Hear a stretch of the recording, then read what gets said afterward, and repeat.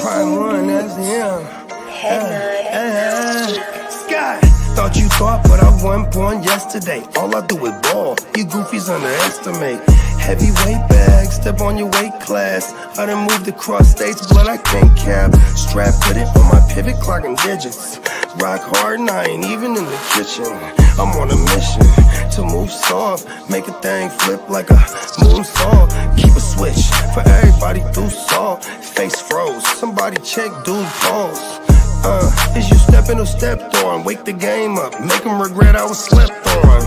Bogey's world, welcome to a new dawn. Till I move up, I can never move on. Big bread got me bougie past the great poop on. I'm getting over while you busy fighting over croutons. Yeah, bogeyism, a true Bogart, gon' get it. All this water got me tripping. Hella fish scale, but I ain't fishing. See, I move with precision. When it comes to living, I'm the definition. If I stand for one thing, it's on business. Bogeyism, it just hit different. Yeah, it just hit different. You find my story is all non-fiction. I put my family for me and I gotta mention. I keep an air fan, tone mob a henchman. For you squares, option for opposition. And you ops that get popped trying to stop my ascension. Talking generational, you got my attention. Underworld motivational, you feel the sensation. Try and see how I look, get booked, I'll take it. I was just a cook, all it took was some patience. Now my phone off the hook, I got hella deals waiting. You ain't really made it unless you got somebody hating. Bogey's world, welcome to a new dawn. Till I move up, I can never move on. Big bread got me bougie past the gray poop on. Getting over while you busy fighting over croutons. Yeah, bogeyism, a true Bogart, gon' get it. All this water got me tripping. Hella fish scale, but I ain't fishing. See, I move with precision. When it comes to living, I'm the definition. If I stand for one thing, it's on business. Bogeyism, it just hit different. Yeah.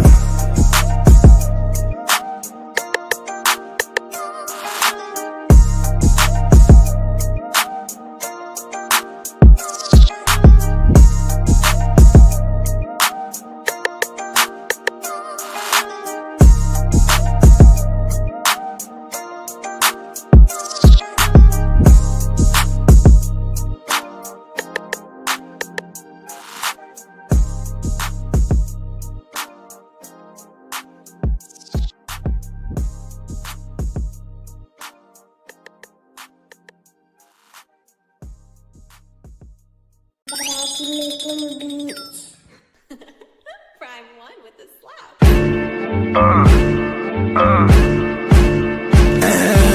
Showing out when we show up. Pop champagne with my shoguns. Hella money is the motive. Own ship in the campaign slogan. We showing out when we show up. Pop champagne with my shoguns. Hella money is the motive. Own ship in the campaign slogan. Hella yay for sale, hella yay for sale. I'ma take this winner's purse, y'all gon' take this L. I'm in her purse, yeah, the game's a bitch. Till the day I'm in the hearse, I'ma make this mail. I got a paper bag full of that, can't you tell? I was making paper stack while y'all was chasing tail. I'm a real maniac, I ain't afraid to kill. Shit's real when you married to the game, for real. I'm bout skrill, bout scratch, moving everything for chow man and loud packs. Pharmaceuticals, yeah, the doable. Dumb racks got the bag going stupid out. Showing out when we show up. Pop champagne with my shoguns. Hella money is the motive. Own ship in the campaign slogan. We showing out when we show up. Pop champagne with my shoguns. Hella money is the motive. Own ship in the campaign slogan. Hella yay for sale, we campaign for real. I'm online like a nerd, but I ain't for real. I'm on the grind with the birds, Eve 8 and 12. Getting high, hella fly, how it made me feel. I live in a digital world. Prima donna fucking with material girls. I was just a mobster from the underworld. On my pocket shit, screaming fuck the world. You on your cop shit, handcuff your girl. Every time my palms itch, stack it up for real. We got work, no cubicle. Dumb racks got the bag going stupid up. Showing out when we show up. Pop champagne with my shoguns. Hella money is the motive. Own ship in the campaign slogan.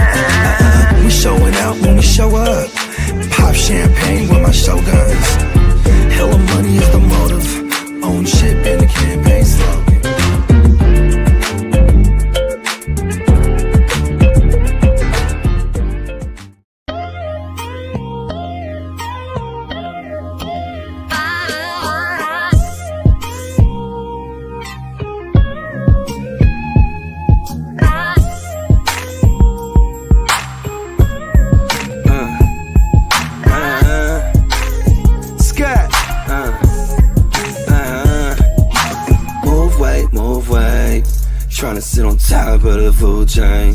You know it's off top how we do things. I'm just tryna ball like Bruce Wayne. Move weight, tryna sit on top of the food chain. You know it's off top how we do things. I'm just tryna ball like Bruce Wayne. Scott, out in Gotham City, clocking plenty, this ain't a new thing. Pockets full of Benny with the blue face. Got them envy when they see me in that new thing. So you know I keep a semi with the blue flame. My crew deeper than a Wu-Tang. And it ain't no secret that we move things. Out the east where we lace like some shoestrings. Get up on your top like a toupee. Never bite the hand that feed you in the food chain. Cause we'll come and eat you for some loose change. Call me Scott Dillinger. I stay firing on all cylinders. I'm praying God with us, but I'm saturated in sin. Since I lost my innocence, all we do is keep it moving. About money like a motherfucking Jewish.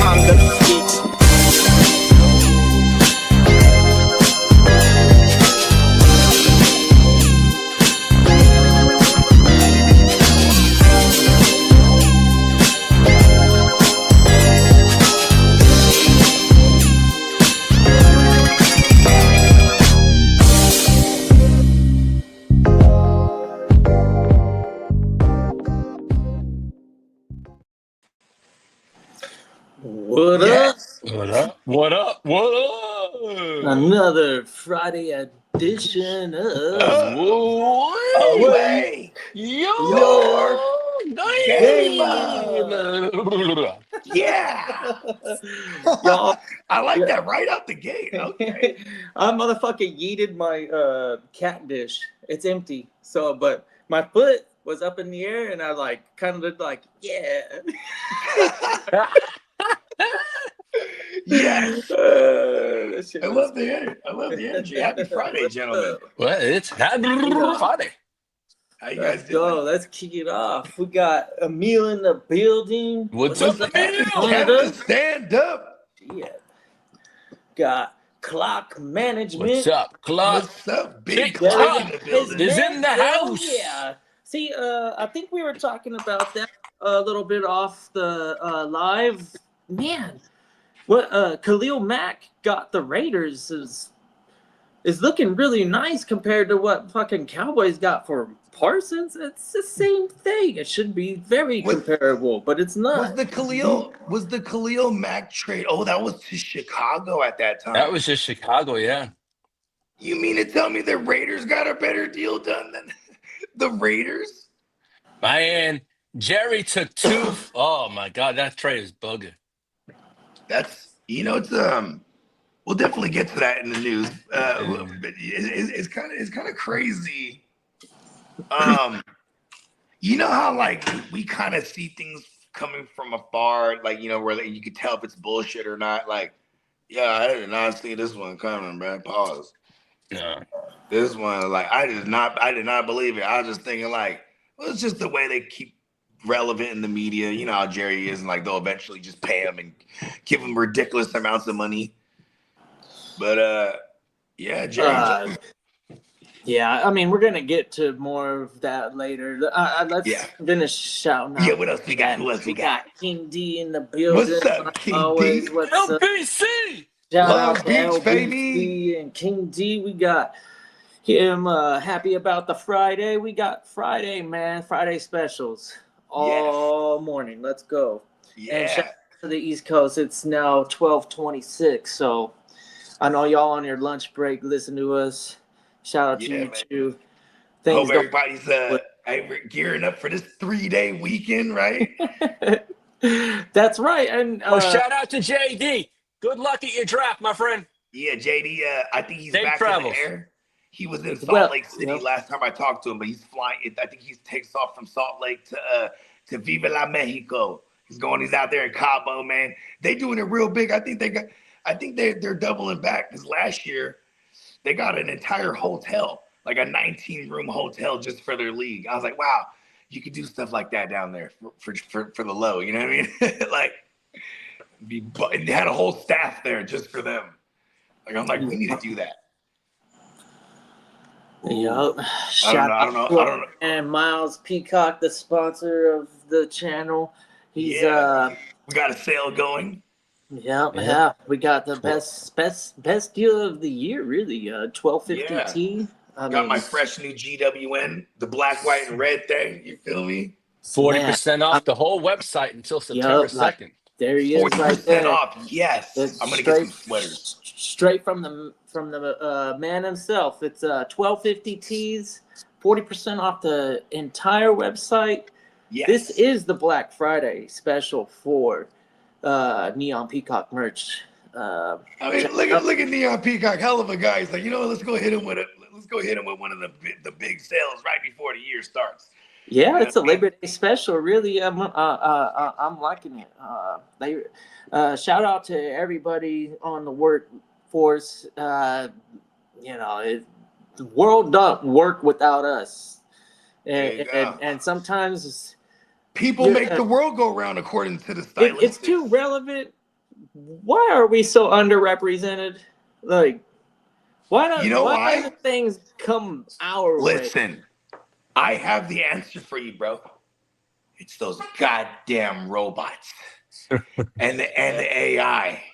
I'm telling you, I've seen this movie. The robots I've seen Terminator 2. I know how they this really thing are goes the down. billionaires, right? They're the only ones that can manipulate a whole like economic like sphere, right? Like there's only so many people that control the true economy, and man, I bet you if you got into the chairman of the board meeting for the global economy, you look to your right, theory, and you see Taylor Swift sitting in that meeting. Big. I mean, we're probably looking at something that's very similar to a James Bond or something, where you got these evil goons sitting at a big table, and there's like one head honcho and 7 other ones that are spread throughout the planet. Somewhere out there, there's a rich Just like billionaire. that. Okay, somewhere out there's a very wealthy billionaire, and he's fighting crime. There's an actual Bruce Wayne out there. There's a real Bruce Wayne, right? Okay, I believe it. And I there's mean, a real Iron Man. you need all that money to get all all that those equipment. alien videos that you see with the fucking spaceships. Nah, those are Oh, just those are billionaires ballers. playing with their favorite toys. Those are ballers, huh? Oh, the most interesting things that I find happening in Vegas aren't like gambling or anything. They're the air traffic. So I love watching the air traffic. And what trips me out the most is there occasionally you could tell that it opens up for helicopter airspace because one after another, it's like a convoy of helicopters. It's not quite a formation. It's like And a they're convoy, all they're all big ballers waiting for the go. And obviously you can't all take off at the same time, but helicopters and planes, they have to, I guess, time it all, and it's pretty exciting watching those helicopters take off, and then you start to think about like, man, that's a lot of money flying around just one city. I remember this one. For sure. One time I was trying to do some baller shit. Helicopters were nonstop at night. You could definitely tell. Oh yeah, that was a cool night. Yeah, that was true. Yeah, that was a trip. Especially we were just chilling right there on the balcony, just watching it all go down. Like, oh shit. Interesting. Yep. We also got Chase in the building. What's up, Chase? Big Bang? Yep. Crushing the building. We got looks like we got Basement Guy talking sports. What's up, Basement Guy talking sports? Welcome to the stream. Hollywood. Oh yeah, that's Hollywood. Okay, yeah, he's been popping up in here and there, and us, man. Welcome back. He said he he's changed the he's on name. Twitch right now. He's shouting out from Twitch. Yeah. Yep. but Shout yeah. out to the Neon Peacock Twitch. You know what I mean? Just got monetized over there, man. Shout out to our guy. he Papa yeah, Guru's shout in the out, man. house. Papa He's checking Guru. out that sale right We're now. only It a is couple. 15. We're only a couple managers away, Papa Guru. We're gonna fill this thing up for you. Yeah. You know Shout what? out to, first of all, I just want to shout out Papa Guru. You know what I mean? You always gotta pay respects to the ones that paved the way. You know what I mean? He's our resident historian when it comes to all things NFL. And you know what I mean? He made a point to us that he say, I want to go to war with you guys this year in fantasy. So I said, you know what? We're gonna put the league together and we're gonna get the guys together. And that one, it's not a crazy amount of money at all. But this one's about like he purely wants to go to war with this, and I respect that. You know what I mean? I love that actually. Yeah, he basement guy. Shout out Hollywood. I'm gonna call you Hollywood. It's easier to call you Hollywood. Yeah. Yeah, man. Shout out to Hollywood. But he's interested in Discord, which He is said we need Discord. Yeah, we need a Discord. I'm familiar You know with what? Discord. I know. Hey, how if you that want works. a Discord, you got it. We'll put one together. That's actually been part of the conversation a number of times. Yeah, I honestly don't think that would be like very difficult, and that would be really dope to be able to just have like a realm to be able to. And I can get news out too. Yeah. And like, I mean, every good channel has a Discord, and it's and the Discord is usually when you have a good community, that's usually the ones who take care of that Discord. You know what I mean? So we do got a bunch of good guys this past year that have been vetted with us too. So we're definitely gonna put that together. That's a great idea. Like, especially it's official. We're not because we don't charge nobody to rock with us. You know what I mean? Yeah, we just want people who genuinely want to rock. You know what I mean? That's an easy way for you to not have to wait for us to show up. Honestly, once that season starts, it's gonna be hard to avoid us. Exactly. Yeah, we're gonna be on like shit. But the Discord will be something interesting. That will be lit, you know, and that will be fire. Yeah, and shit, our Discord would be absolutely fire. Yo, man. Oh, man. Just let me know. Let's get that thing out there. We'll get it to the algorithms. We're gonna have to get an editor for Lee. I'm gonna get better, man. All right, Lee. We're gonna ixnay all the repeating the shit 8 times in the same stanza. Okay? Oh man, I am getting better. Lee would be like, I had a great time. It was such a great time. So great having a great time. Dude, the greatest. Just so great. Great America. God bless What greatness. America? What up, Papa Guru Nation? He's a savage. We got the big Papa Guru in the building. Yeah, He big says, Papa "What's up?" Guru. Well, we need at least 4 more in our Papa Guru League. I know we have one more. I think we have 7 on paper. We have 6 for sure, but I think there's one more that hasn't joined so far that we have. I think it's Ty. Is Ty joining? Yeah, I'm gonna touch base. What we're gonna do is because what we're thinking about doing is this one's gonna be set as a slow draft, and it's gonna set off Monday, so it gives me time to fill up the rest. And like, you know, I'm actually trying to get guys that are around us a lot. You know what I mean? Like Ty's an exception. That's your guy, so that'd be cool because he wanted to join the league and you know, I think he wanted to kind of warm up to it. He wanted to. Yeah, I mean, you know, here's the thing: we'll go to war in any place. We'll go to war any place, anywhere, except for ESPN. I just won't do it. You know what I mean? Like someone, like, I'll be talking all this shit. I'll go to war with anyone. He goes, okay, good. I'm sending you the ESPN. Like, oh no, I'm not in it. I'm like, I don't even remember be on Yahoo League. I know we got the TFL coming, and I'm like, that's the only other one I do on. I Yahoo don't even because want that to be on Yahoo. I don't either. Should I let's stretch it out and you know. You know, I can switch it to Sleeper, bro. I could just be like, all right, y'all, we're moving it to Sleeper. Do it. I don't want to have. I don't want to down. Well, I actually have it for baseball right now, but I'm not paying attention to any of those teams. That's how bad my season's been. But I'm not 100% committed to it, so sometimes I feel like I miss out because and it's the frustrated. lowly Yahoo. I have so much going on Sleeper that it takes a lot of effort to stay on Sleeper and pay attention, and then after doing all of that, It's a whole big party on having to Sleeper. fucking go to another one, you're like, man, this is annoying just for one. For real though. Like and like the only exception is because the East Side League will never. It's Diamond Joe's league, so he says it'll never leave. I'm like, okay, fine. That's the one. Whatever. And then the PFL, and I know that he probably maybe did he really vouch for Yahoo for this West Side League? He tried to, and I did that immediately. I didn't know. I just had a feeling that he would have. He's like, wait, why did we have to do it on Sleeper? Well, because it makes sense to do it on Sleeper. Also, everyone and their mama just like you know what's funny? It's They like just- AJ and Pesci, they never been on Sleeper. So watch now. I'm glad they're on it. Now I'll be able to slowly wean them over. You know what I mean? Because Sleeper's just better. Better watch out, Diamond Joe. I know you're watching.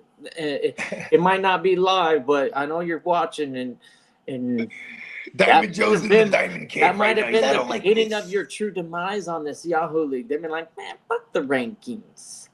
The Diamond. Who Hey, you know cares what? about the How come rankings? Sleeper doesn't do rankings? Like, I bet you if Sleeper did rankings, it would be over for Yahoo. Didn't they try to do something, but it was different in a sense? It was because of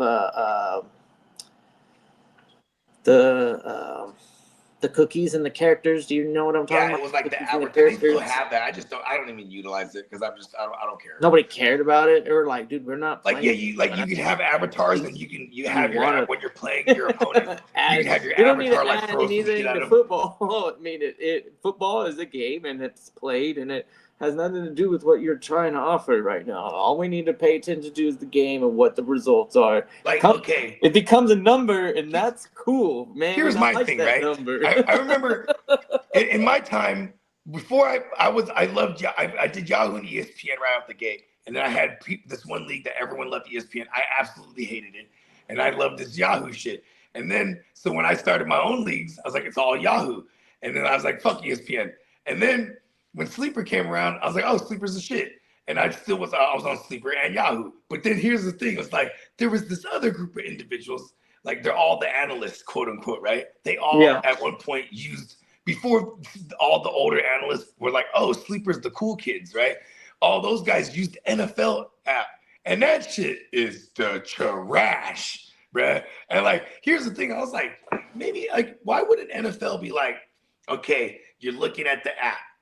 Your player scores something, right? Show a highlight of that score. That would be dope. You're NFL. You'd be able to do this. You can get the licensing.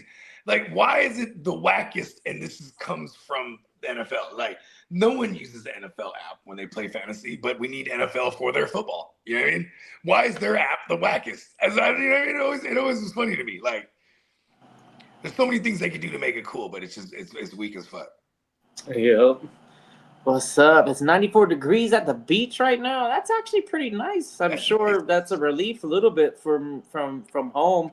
Hopefully there's a breeze. You're getting that If nice, there's a nice breeze and 94 Ocean breeze, degrees, that's yeah. actually not far off from perfect. I don't know about the humidity, but I'll be at the beach right now. No, the Little humidity in Texas sanctuary. this summer's been nasty. No, the Pause. White sea beater turtle on. He's sanctuary, heating up. that He's is heating up. tight. That is dope. I don't know what that, but that could be like. I'll be at the beach in a fedora. Look. You're swimming out there with the sea turtles, man. Yeah, that's definitely an experience that you want to like cherish. The animals that you're swimming with, sea turtles can live to like 150, 200 years old, maybe even. We don't truly know the oldest turtles, but some of the turtles that we have found, they're very impressive in terms of how long they live. I think there's only a few They're whales. all bastards. There's They're a few all bastards, whales huh? in terms of mammalias that live longer than turtle, but I don't think I know much. Maybe there's some crocodile that's out there that's What's really the giant old. land turtle? The giant one, is that a desert turtle? Giant tortoise in Galapagos? There you go. Yeah. Well, because Kaepernick, apparently, growing up, he had one of these as a pet. And this fucker was giant, bro. Like there's pictures of him like sitting on the shell. You know what I mean? Yeah. It's a fact. Even a little But turtle. they said this shit was around for 70 years. Old. If like the dad got it from his dad, and like it was in the family for like it's a generational fucking animal. Like it literally can watch humans just procreate and then be like, man, I remember your great. Right. Like in its mind, your great grandpa used to had some clean sort my of like shit up. intelligence and some sort of Them big old sentient turtle shits. It was like, yeah, man, I do remember him. I would totally put a bandana on him. Well, I mean, if they are pretty gentle on their body, they don't really overwork themselves. And if there's a threat, they just kind of like go to bed almost. Yeah, they just go in the shell. They're like, all right, bro, I'm good. They were a pretty good superhero when you thought about it. The Teenage Mutant Ninja Turtles. That idea is actually, I think, if they you can get away drew in it out sewers differently in like a dark DC way, then that would be an actual like how the part. moment. Okay, look, I was legit just having this conversation with Johnny Mittens yesterday. Oh, really? With the Teenage Mutant Ninja Turtles? Yeah, No because way. he's a Teenage Mutant Ninja Turtle fanatic. Like he's also an artist. I'm the one who brought those cards. Yeah, he has the drawings. Oh, you brought the Ninja Turtle I cards? brought the Ninja Turtle cards. Cool. Yeah. Yeah, but look at this though. So he just texted me out of nowhere. He was like, Teenage Mutant Ninja Turtles, the first movie, is by far the best rendition of Ninja Turtles ever. And I fucking agree. You know what I mean? Like, because they made it dark. You know what I mean? Like, the opening scene, they're in New York City and somebody pickpockets somebody, and you're like, oh shit, here we go. We're in New York. You know what I mean? Really? I don't remember. Watch part one again. It's fucking grimy. It's because it was the same dude who, you know, it was a homie that he's from the elk of Tim Burton. You know what I mean? He took the Tim Burton approach. It was like, all right, I'm gonna take this kid shit, but then I'm gonna make it like real, like, you know what I mean? And it's Teenage Mutant Ninja Turtles. So what were the teenagers doing in New York City? Stealing shit in gangs and doing, you know what I mean? Like, it was dope. All right, what's up? We got Wise Man If. What up, Wise Man? Oh. Yeah, and we might be having a special guest pop up on us too. You know what I'm saying? One of these moments, you know what I'm saying? Shout out to our guy, Stay Tuned Live, JB. You know what I mean? We definitely... See, my bad, Chase. Looks like he had a question for us. They're doing a slow draft, so hopefully he's still around. I don't know if he's gonna. But we can answer it for the sake of it. We got Warren or Tracy as a PPR RB3. Tracy. I want Tracy. Give me Tracy. Slam Yeah, I know it's Scataboo. Hold on, let me go back. Man. Oh, we gotta throw the drop down. It's the lead drop. It's actually Lee's drop. Oh man, what is it called? I think it's Scatman. Is it? Oh, Ty just got me a question. Tell me one. Oh yeah, I fantasy trade. The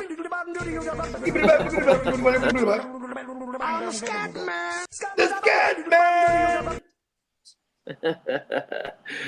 There you go. Shit, We got the Scatman is definitely relevant. I think he's the second half darling, and but also I think he's a positive game script guy and a short yardage guy, if not. You know what I mean? The problem is Tracy's not going anywhere if he's healthy. We're never gonna seed work to the other running back 100% without an injury.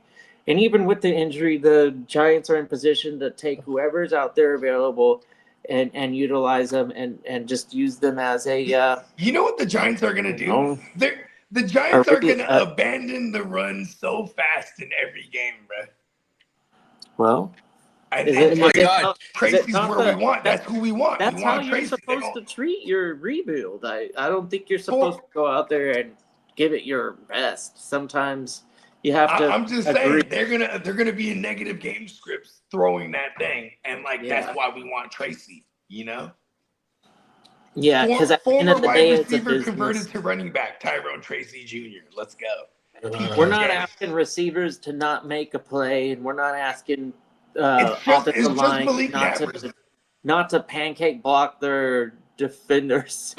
I mean, like do your job, but as an organization, there's certain plays that you have in your pocket that can really make a difference. And if you don't pull those plays out of the playbook, that's where players get frustrated. Brian, That's when they know. okay, let me this ask you a team question. sucks Look and at we're that. Look done, at that. dude. defense. Like, do you think we're gonna do this bullshit fucking JV high school play on third down? I mean, Brian Dayball is a hell of a play caller. He's But just it's- had a bad yeah. team with no good QBs. Yeah, Now he has 3 decent and- QBs. and his boss, who could fire him right now, is saying, "Do He it kept this him on. way." Because we know that, hey, if you fulfill what we're asking out of you to do Their with the defense is organization fucking ferocious. on the field, then I'm not making a gonna case for the see Giants.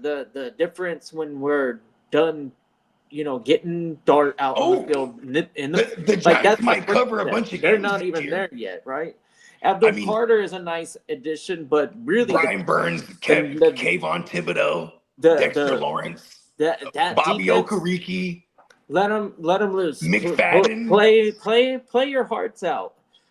But the offense is not ready until Dart is on that field. And when he's on that field, then you know that team's ready to progress and start competing. But right now, Russell Wilson, he's keeping the seat You don't warm. believe the power of belief, Russell Wilson?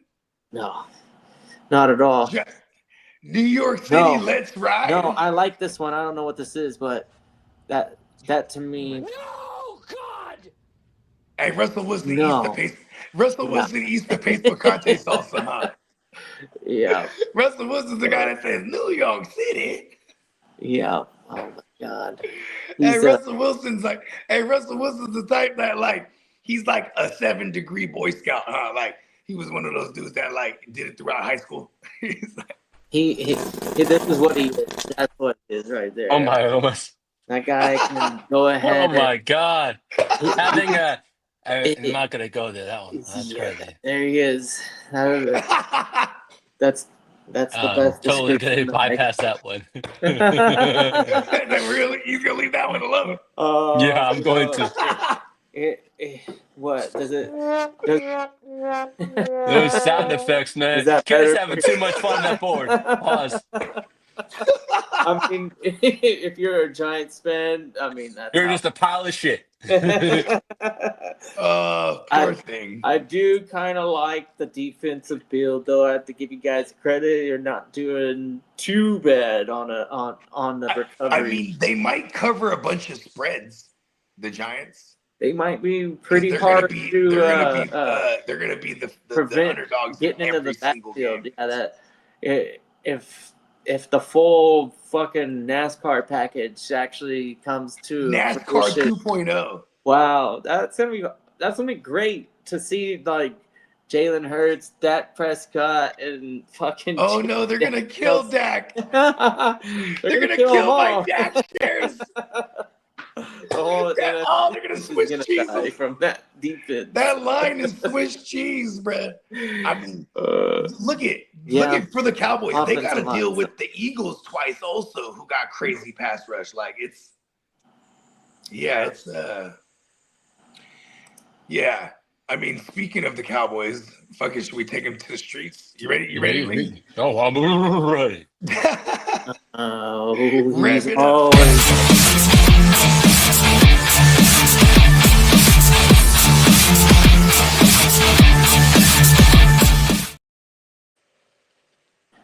What's up? Break Happy it to fucking us, break freaky it to us. Friday. Get right to it. Let's talk about the Cowboys again. All right. How about those cowgirls? Well, the Green Bay Packers have acquired Micah Parsons from the Dallas Cowboys in a trade yesterday that included 2 first-round picks for the Cowboys. What? Also, Kenny Clark. What? And Micah Parsons got a $88 million contract extension with $136 million guarantee. He is now 136 guarantee. He is now the wealthiest NFL player, non-quarterback.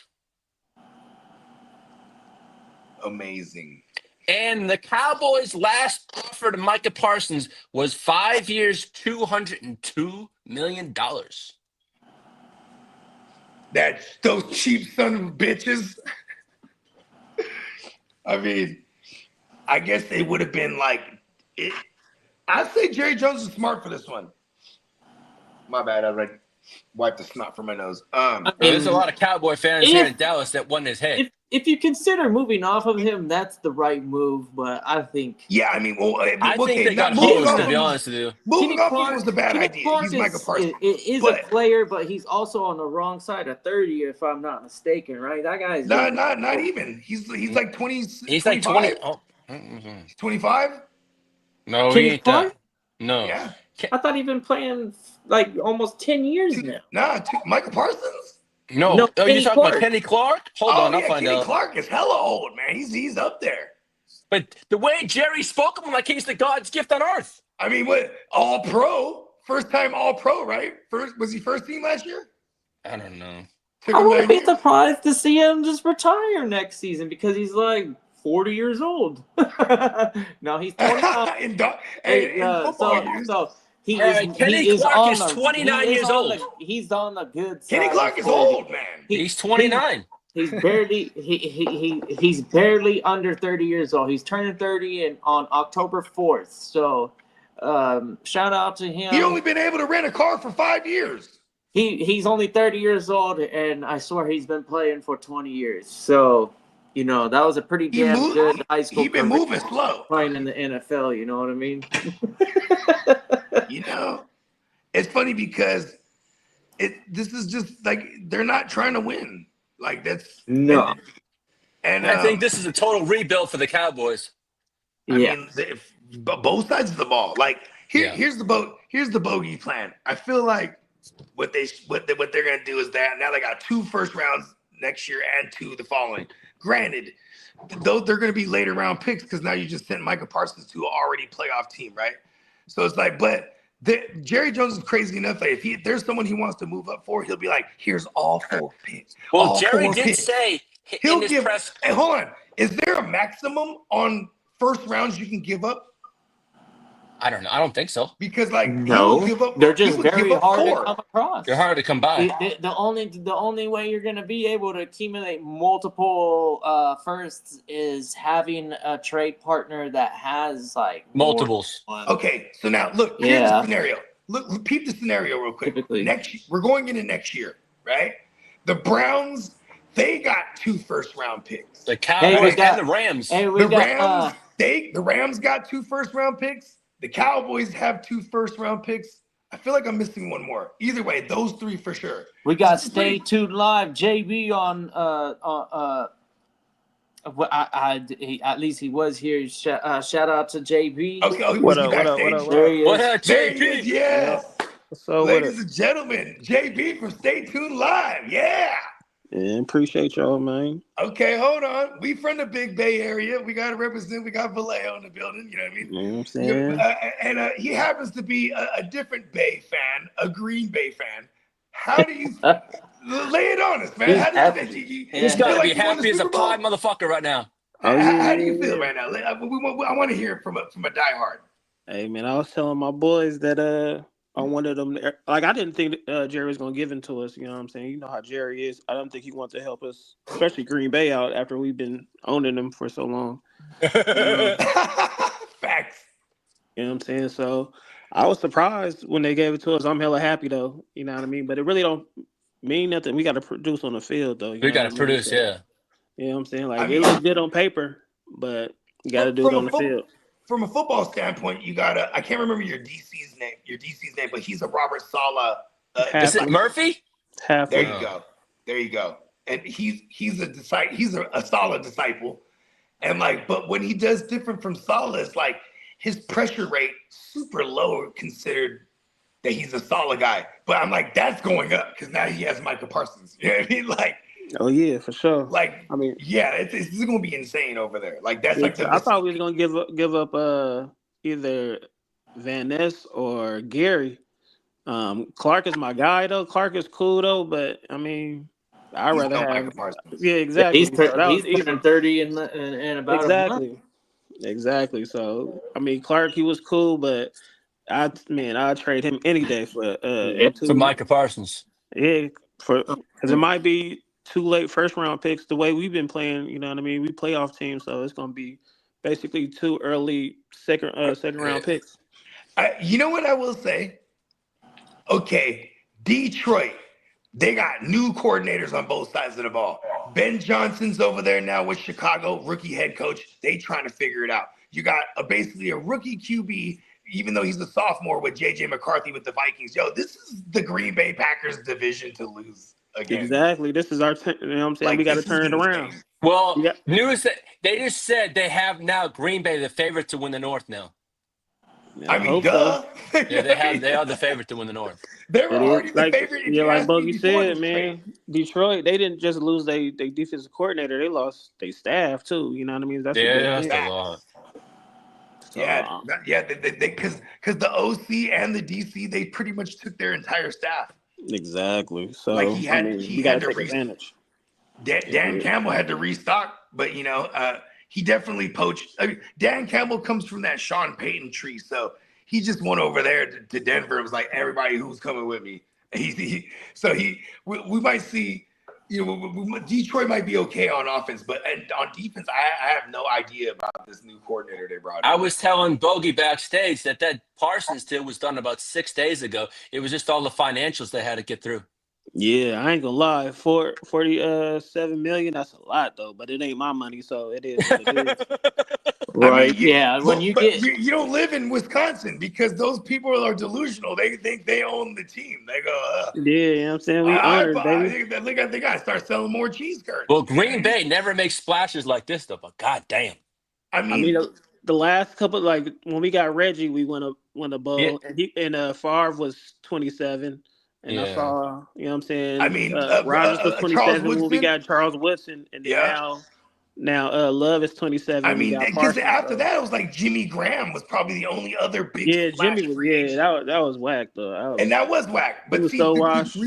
Green Bay, they home grow everything for what it's worth. I think the last big one was Julius Peppers when we signed. Oh Julius yeah, Peppers. and he came back a few times, didn't he? He was like, "I'll be back." Right. I mean, we got to the NFC Championship game with Peppers though, but that ain't enough. Hey, Julius Peppers, best swim move in the game.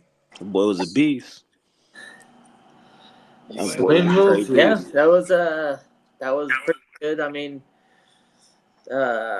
shit. Shout out to fucking JJ Watt, man. That was another good one. And Oh yeah, it's hell dead. of a swim move. But That boy was a beast. but that guy could, like, that's how he got you on the inside. If it didn't work, then he could just get real low and 360 and Exactly, and flipping. a big dude that Right. could move like that. That was generational for me. I didn't ever see nobody really that good. I don't think Parsons is that good. I don't think Nah, hell. Myles Garrett is that good. J.J. Watt to me right now is the best end I've seen in my life. In our generation, Yeah, live. I'm trying to tell people, man. JJ was When I'm caring nasty. about football, by the time I'm caring about football, I know I watched a lot of good Chargers teams or whatever, but J.J. Watt was a fucking beast. My boy did it as a tackle and as a DN too. Like that boy was in and out. That boy couldn't be and he'll stopped. get in there. He'll get in there at tight end, score a couple touchdowns too. Why not? Like, Exactly. That boy was doing everything. Shout out to D Smitty.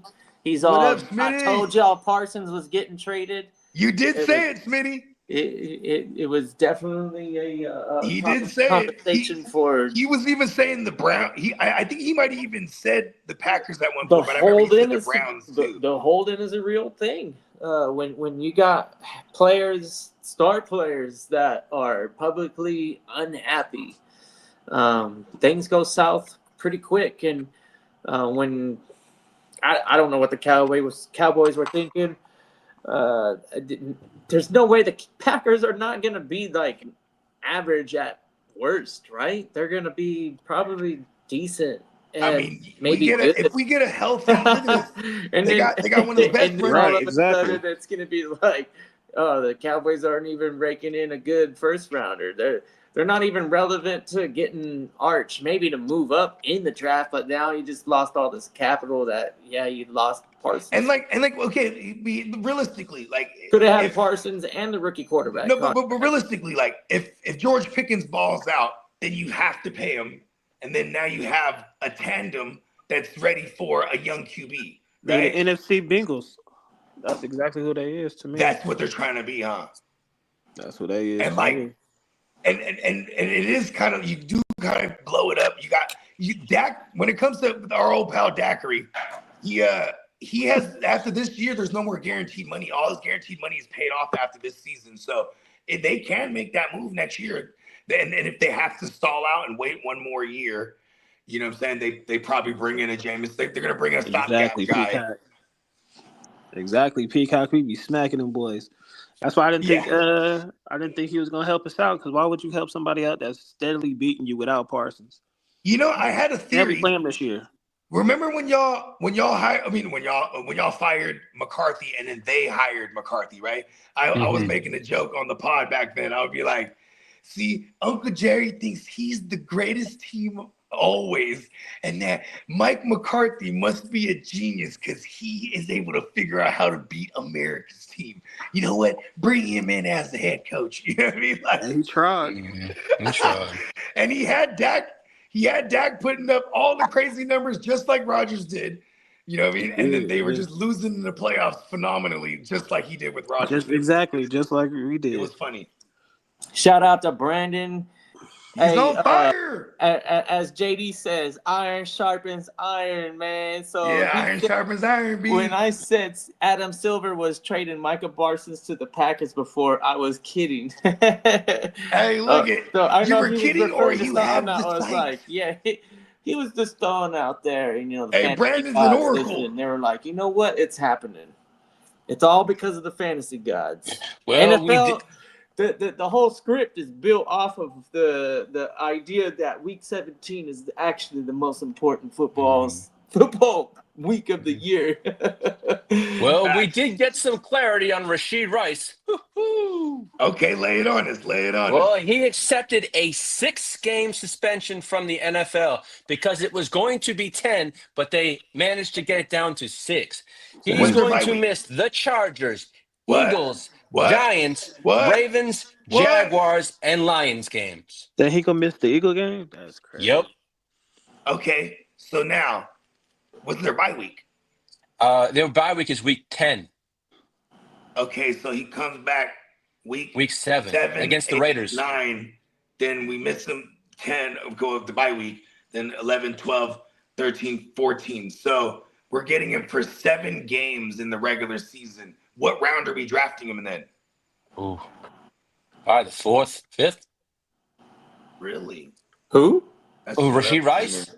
Is that what we're gonna have to pay? Because I'm not paying that. No, I probably can get him. You I'd probably be get him in the 8th or interested in 9th. round 8th, nine. about the 9th There you round. go. That's what the fuck I'm talking about. The I'm all 9th about round. that. Yeah, 9th round. 9th round at I'm least. all about that. I'll stash him away. Pause. Yeah, I'll put him on my queue, and I'm not jumping. There's no reason to. Honestly, it's so hard to get into the playoffs sometimes when you're playing with people that are actually Savvy. savvy and trying. Mm-hmm. So So you I'm don't not want to risk risking- an I'm early not round risking on a that guy you have to time. stash. Typically, but I think Rashid Rice does have a case to be valuable in the short term if you get lucky. So taking a risk at round 9 or round 10, like we were just discussing, that shit's definitely relevant. Well, he's coming back around the trade deadline too for fantasy owners. Yeah, You know? I think a good league is probably fucking fading him right now. Yeah, You know, exactly. They're letting him slide, and they're trying to capitalize on the discount. Chris if you're smart, Chris Godwin missing 4 weeks. that's another one that you're letting slide, and you're going to be a savvy owner if you can pick him up. It's all about that second half push. 4 weeks is too much time to jump the gun and grab him and put him on your roster and not being able to play him in the first 4 weeks. That's flirting with danger too much, so to where look at the board. There's probably somebody else out there that you can think about and say the next 4 weeks are going to be actually some upside. So that's the way a smart manager would probably approach it. Just let that guy slide. And once you feel like, man, I can't believe he's still on the board and he's here, then that's when you do it. but if you're still building your starting roster and you're putting players that aren't even going to be relevant for the first 4 or 5 weeks, that's probably not the best way. I wouldn't advise that. This is a highly advised show against after all. that. Yeah, This is a fantasy show after all. I'm not playing that way. You definitely don't. You definitely don't want to have the idea. You go, I'm gonna go heavy running back, and I'm gonna target late receivers, and it sounds good, but don't end up with like Chris Godwin, Rashee Rice, Brandon Ayuk. You know what I mean? Like, yeah, that's probably not a good different idea. Position. Another name that we can drop is Joe Mixon. Right, we're not getting anything positive out of Joe Mixon. 4 weeks for sure. We're not going to have. We're pretty positive that when he does come back, that he's going to feel pretty good, and that the team is going to give him Joe Mixon a lot. He likes touchdowns, and he can't the workload that RB1 typically earns. So who y'all think is gonna take his spot? Chubb. It's Chubb and Woody. Oh, Chubb and then the biggest pause backfield. The most paused backfield known to man with Chubb and Woody. Let's go. Well, the NFL has placed Texans. I mean, safety. really, you could go Chubb mix on that Woody. They're like, oh, they're gonna be like, we got both running backs in the backfield. There's so many teams that you can build with back there with Chubb with and the Woody. running back room of the Texans is pretty wild. I gotta admit. Well, for fantasy purposes. While we're on the Texans, the NFL placed Texans safety Jimmy Ward on the commissioner's exempt list. Yeah, fuck out of here. Yeah, I think he's pretty much done. That's my.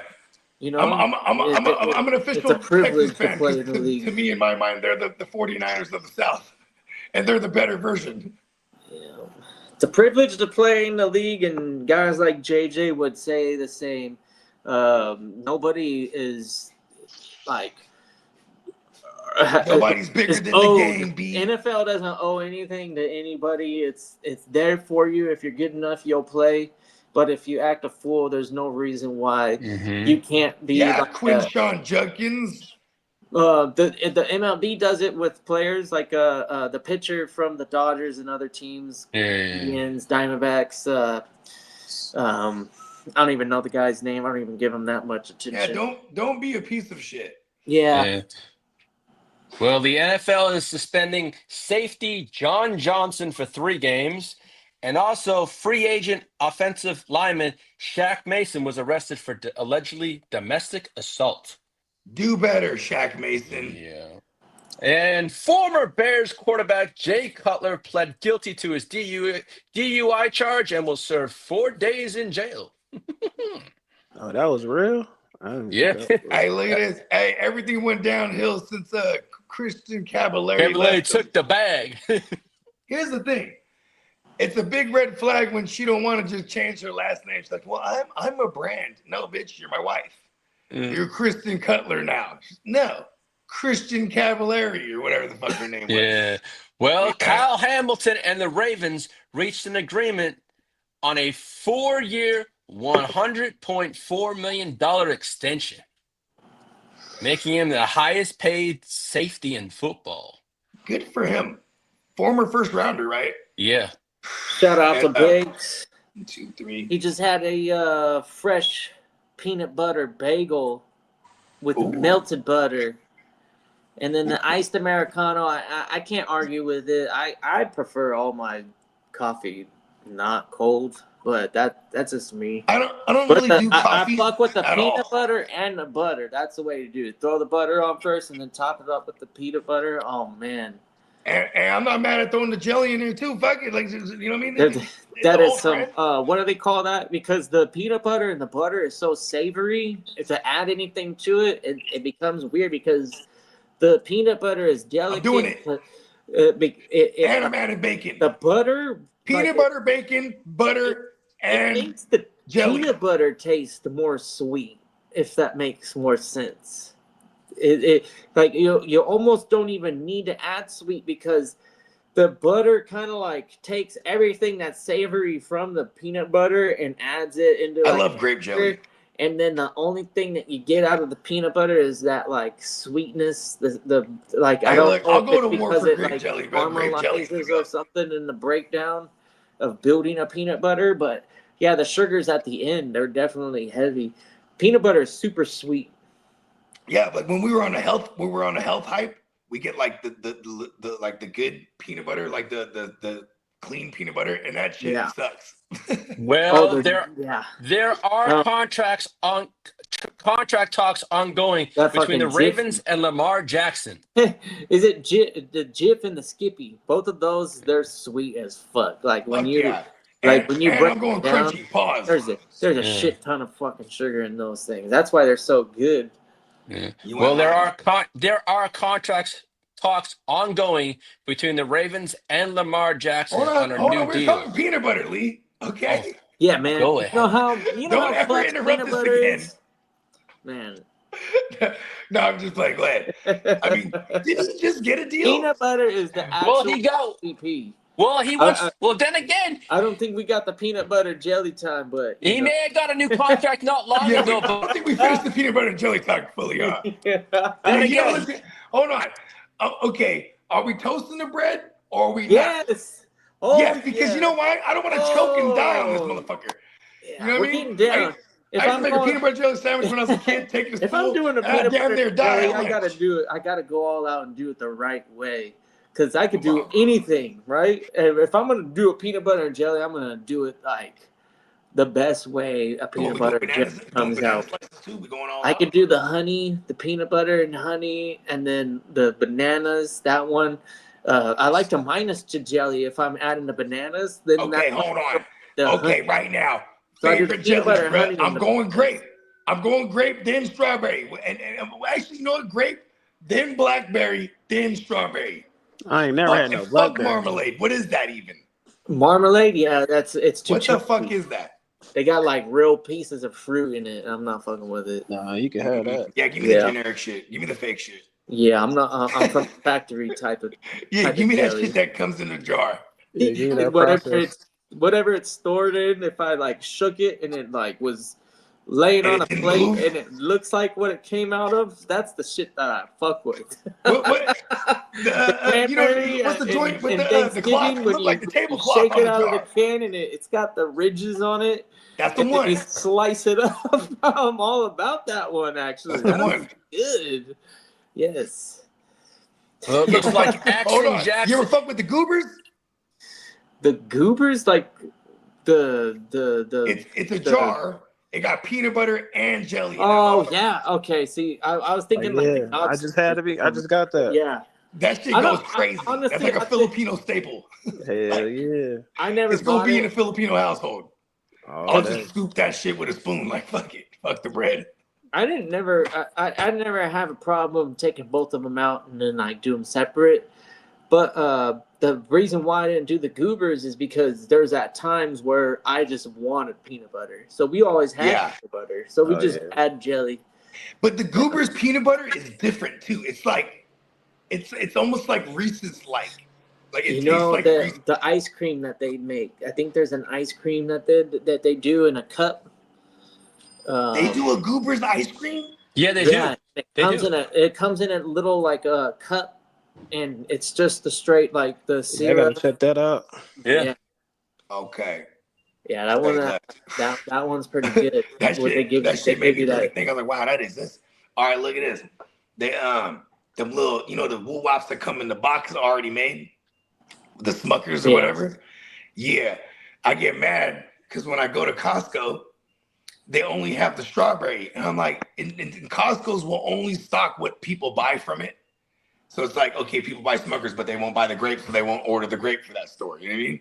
And I'm like, I gotta go far and wide to find these, because that shit is lazy as a motherfucker, and it's the best. You know what I mean?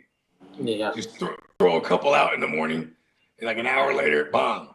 You know what I mean? Definitely don't eat those after you eating the smoke, though. Because I've almost died a few times on cotton mouth. What's those peanut butter jelly sandwiches that's frozen that you gotta like? Yeah, that's what I'm talking about. The Smuckers. That's what it's called? Is it Smuckers? They got the Uncrustables. Crustables. Yeah, Oh, those things are oh man. Smackers are Molly, my bad. Man. I was like, I gotta get them. Hey, he said the yes, boom I had shakalaka. Boom shakalaka. we got the Costco Molly, the Costco Smackers. And them bad boys go hard. I forgot all about those. I had them like twice in my whole But life. my kids are, my second oldest, she's severely allergic to peanuts. So it's like me and my girl will have like Reese's and like Smuckers like tucked away, and we're just eating it like we're cheating on the kids. We're like, I take a shower after I eat peanut butter shit. I'm like, all right, just to make sure. You know what I mean? Because like you have that shit on your hand and touch a doorknob or something, and shit, that shit'll like she'll blow up. You know what I mean? Yep. Do you ever go like, this is my evil plan to like go ahead and fucking make everybody mad and like make a mess on purpose, more or less? You ever fuck around with your mom like that, or did you just automatically? Listen, that was just like my life until I became an adult. until I had kids of my own, where I was like, oh, I can't like have them learn to be messy. Like, okay, my mom, she's the type like she'll wash her hands all the time, get a paper towel, and then like she'll like wipe the counter and she'll like leave the paper towel there, and I do the same thing because I'm like, oh, I could use that again later, but then it'll turn into like this pile there, and my girl gets hella hot. The fuck. Because now there's like a count of how many paper towels I'm actually just like wasting, essentially. Yeah. Just a pile there. I'm like, look, I'm still using them. Like, if I need to blow my nose, I'll go walk over there and grab one of them. I'm not just going to wait. I'm going to get a brand new one. Hey, Bugs, what did you think about the 49ers, Joanna Man Jennings, reportedly wanting $20 million a season? That's not bad. And the 49ers said they're not trading Joanna Man Jennings, but they're not sure, in quotes, he will play week 1. He hurt? I mean, yeah. He's trying to get his bag. He's trying to get the bag. And he's saying, here, look at it. This is a funny game of chicken that's going on between the Niners and Jennings, right? And this is not nothing new. The Niners, they always do this with their players. But so he goes, oh, I got a calf injury. He goes, okay. Hey, y'all, Joanna Man has a calf injury. Then he also goes, but I'm trying to get paid. Okay. But since you got a calf injury, we're going to put you on the IR. He's like, oh, hold on. Because the moment you put on the IR, you ain't getting paid for them games. He's like, Or you're getting paid less at least, right? He said, hold on, wait a second. I think I might be ready for week 1. Then they come out, Joanna Man might be ready for week 1. It's like this funny game of chicken. Because he just wants his bag. Ty just sent me a trade he made. He wants to know your thoughts. Okay, lay it on us. Okay. Mr. Mayberry got Drake May and Ashton Genty. What did he give up? He gave up Tyrone Tracy and Jerome Ford and Lamar Jackson. I mean, I'm not mad at it. Like he definitely. Here's the thing. I'd rather have the Lamar side just based on. He's Lamar. He's a slate breaker. But he probably is in much need of running back. Yeah, he was. He was hurt. He was hurting for a squirt and pause. I mean, it's. I don't want to say it's lateral. It's you win on one side and you lose on the other, kind of thing. You know what I mean? Yeah. I'm not mad at Drake May. He gets a young QB. Maybe Drake May's. He's if Josh Allen and Justin Herbert had a baby. You know what I mean? Oh no, Ty got Jerome He got Jerome Ford. Oh, he got that side. Okay, yeah, good for him. Yeah. I'd rather have that side. Give me Lamar. Oh yeah. Fuck yeah, let's go win. Nice. There you go. Yeah, the Lamar side is the one that I want. Yeah, Because I like Yeah, that's what he ended up getting. He And gave Jerome up Ford's Drake gonna May get and worse. Genty. Yeah, give me. Okay, I thought he was buying Genty. No, he got no. Yeah, good shit. Yeah. Bravo. I like it. He wouldn't. I think those two combined will put up Genty numbers. Because Genty, what we think he could be a slate breaker at their position, right? He could be a 30 burger. You know what I mean? That's what we're hoping. Mm-hmm. But I think you could string together 30 between those two. All You know right. what I mean? Well, also, I know we were talking about it in the thread, but Chris Godwin will miss the first month of the season. Yeah, and then but I will say when he's ready, I think he's ready to go. Yeah. Right. I don't think. Yeah. Because why ramp him up? Otherwise, they put him on the IR. This was the point why they didn't put him on the IR. They said they want him to be able to practice, so that's like a version of ramping him up. So yeah, once he does get to October, you know what I mean. Now we're talking some Chris Godwin here. And I wonder what this does for Ibuka. Like he's probably gonna explode right out the gate. Pause. Yeah. And then, you know what I mean? It's like okay, but we're gonna have to revisit this when Chris Godwin gets in the mix because Godwin's not a perimeter guy like that. You know what I mean? Mm-hmm. And I'm pretty sure Ibuka can play outside on the perimeter, but out of Ohio, he was predominantly a slot guy. So it's gonna be interesting. Yeah. Yo, Hollywood says on Parsons' social media accounts, he's asking, do I go 0 or 1? Like it matters. I don't go a fuck. Why does anybody care what number you swear? I mean, the fact that they gave the players an option to not only choose, but you could change numbers as long as you buy the existing jerseys. So yeah. Gonna change numbers and he's balling. He's balling now. So he's gonna buy all the other existing. I guess it's from the it's stock not from the NFL dogging stock. the value of having a number. If I'm a player, I personally want the number that I want. I don't think I want like reaching out to my friends and family and fans going. Well, what maybe he number narrowed it should I down to be 0 or to? 1. You know, He like, wants either or. You know what I would tell him? Get 10 then, motherfucker. it's so hard to decide. I don't know what to do. Ooh, get I'm gonna 01. ask 1 million plus people. Has anyone or ever whatever done a it is. decimal? Can we do 1.0? Yeah. 0.1. 0-1. That's the one. There you go. Well, Never been done. Tony Pollard expects to have a heavy workload pause again with Tajay Spears out. Hollywood's like, can't choose 10. Love got that. Oh, that's right. Love is 1. Oh, you can't do 10. Love's never 10. Yep, I was about to say that's That's funny. Yep. So there you go. It's settled. It's 0-1. All right. Stupid. Hey, fuck it. Can you do triple digits? Have you ever seen? Don't do 100. That would be badass. Yeah. All right. I've seen that's a He got trend. 47 million a year. Fuck it. A lot of professional sports leagues are adopting that triple digit real hard. See? Look at Michael Parsons. They're like, that's an additional patch we could sell. We could sell our jerseys now for $350 instead of $300.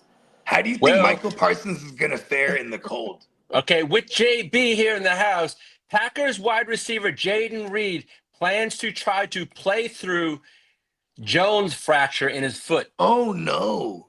Yeah, I don't know. He has a Jones fracture? Yeah. I'm a doctor. Pretty gnarly. Man, what? You know I'm a doctor. In the goddamn I'm a doctor. Hit the drop.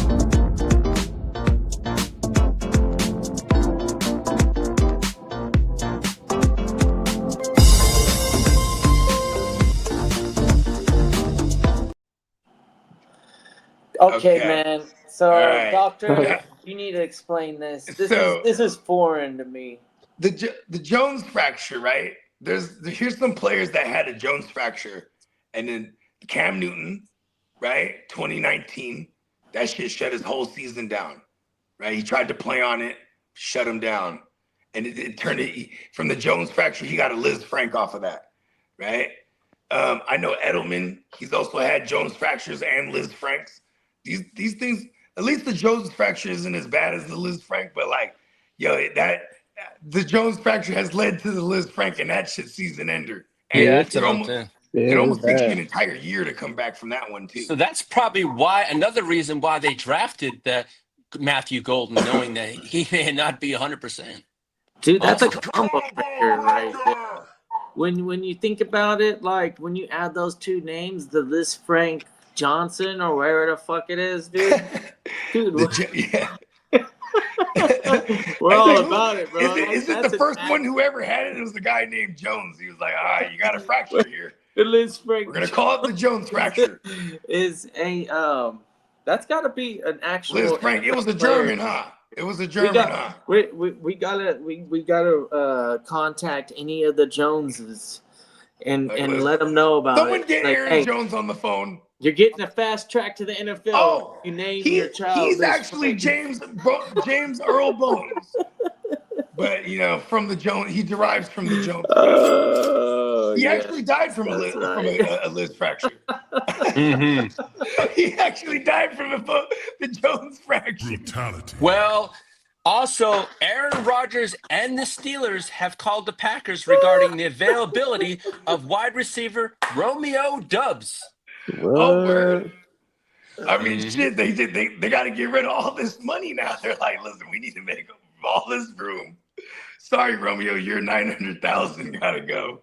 hey, look at though, Aaron Rodgers. He does this. He'll be like, Aaron Rodgers has the funniest demands, huh? Like, he'd be like, okay, I want Devonta Adams. Yeah, we've seen him do that. He can't do that this year, right? So he's like, damn it, get me Allen Lazard.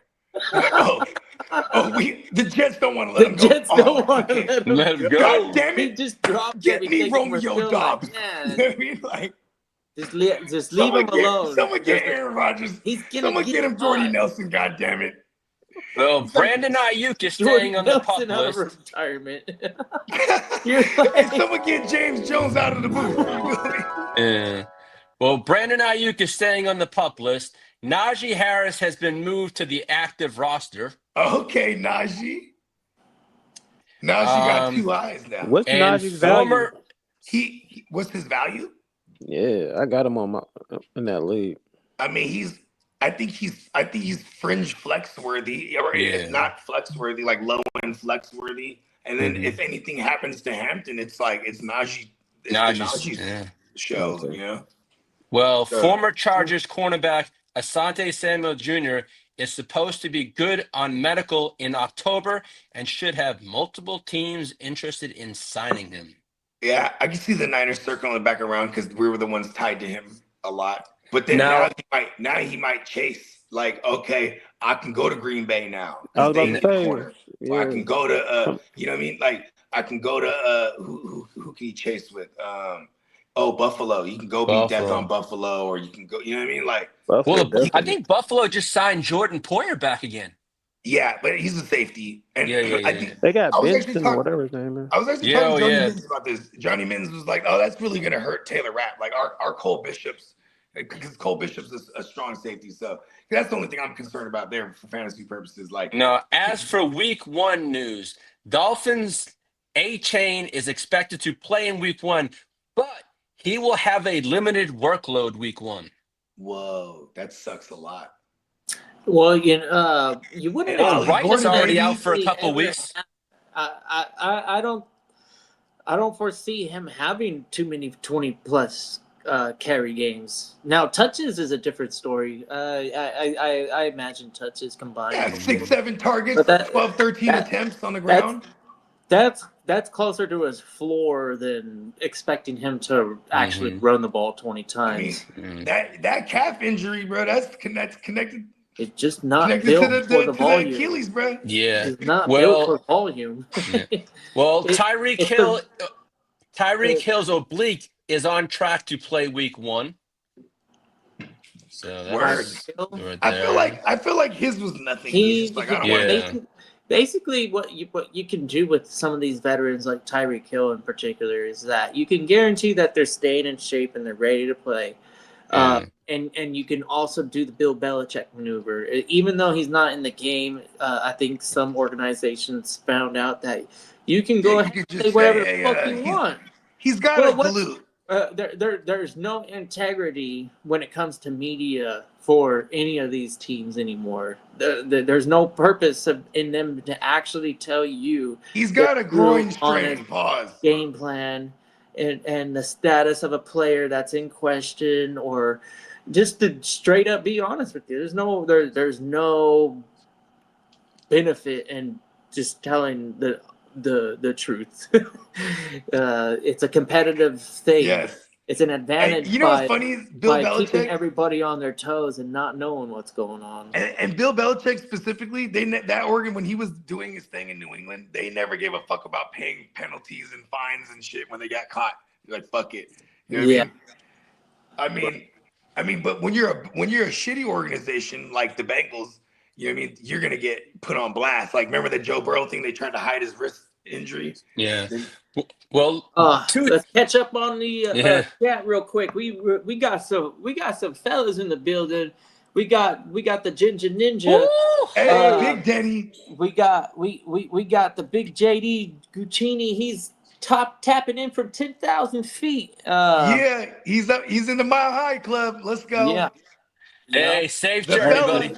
Dobbs ain't going anywhere with Reed and the Jones fracture. Yep, 100%. We got Romeo. Romeo, where art thou, Romeo? I mean, her too. that's definitely a wise addition off of the waivers. If you're already done drafting and he's still floating around, I'm sure you can drop somebody and pick up potentially Jordan Love's number one target. We don't know how it's going to roll with Golden. I'm actually pretty hyped about Golden, but they got a solid run game, and he's a chemistry, burner. And all you got to do is get first down. So a chain mover in PPR, that value to me is It's what I want. sometimes more bankable than the touchdown, right? So to me, I'd rather roster somebody that I know has a high floor and catches in a PPR format than sort of say the obvious, like the non-PPR only a reward standard play where you're looking for the I don't big even catch know why down the that field. even exists anymore. Nobody should be playing those leagues. They're not fun. Yes, they're not.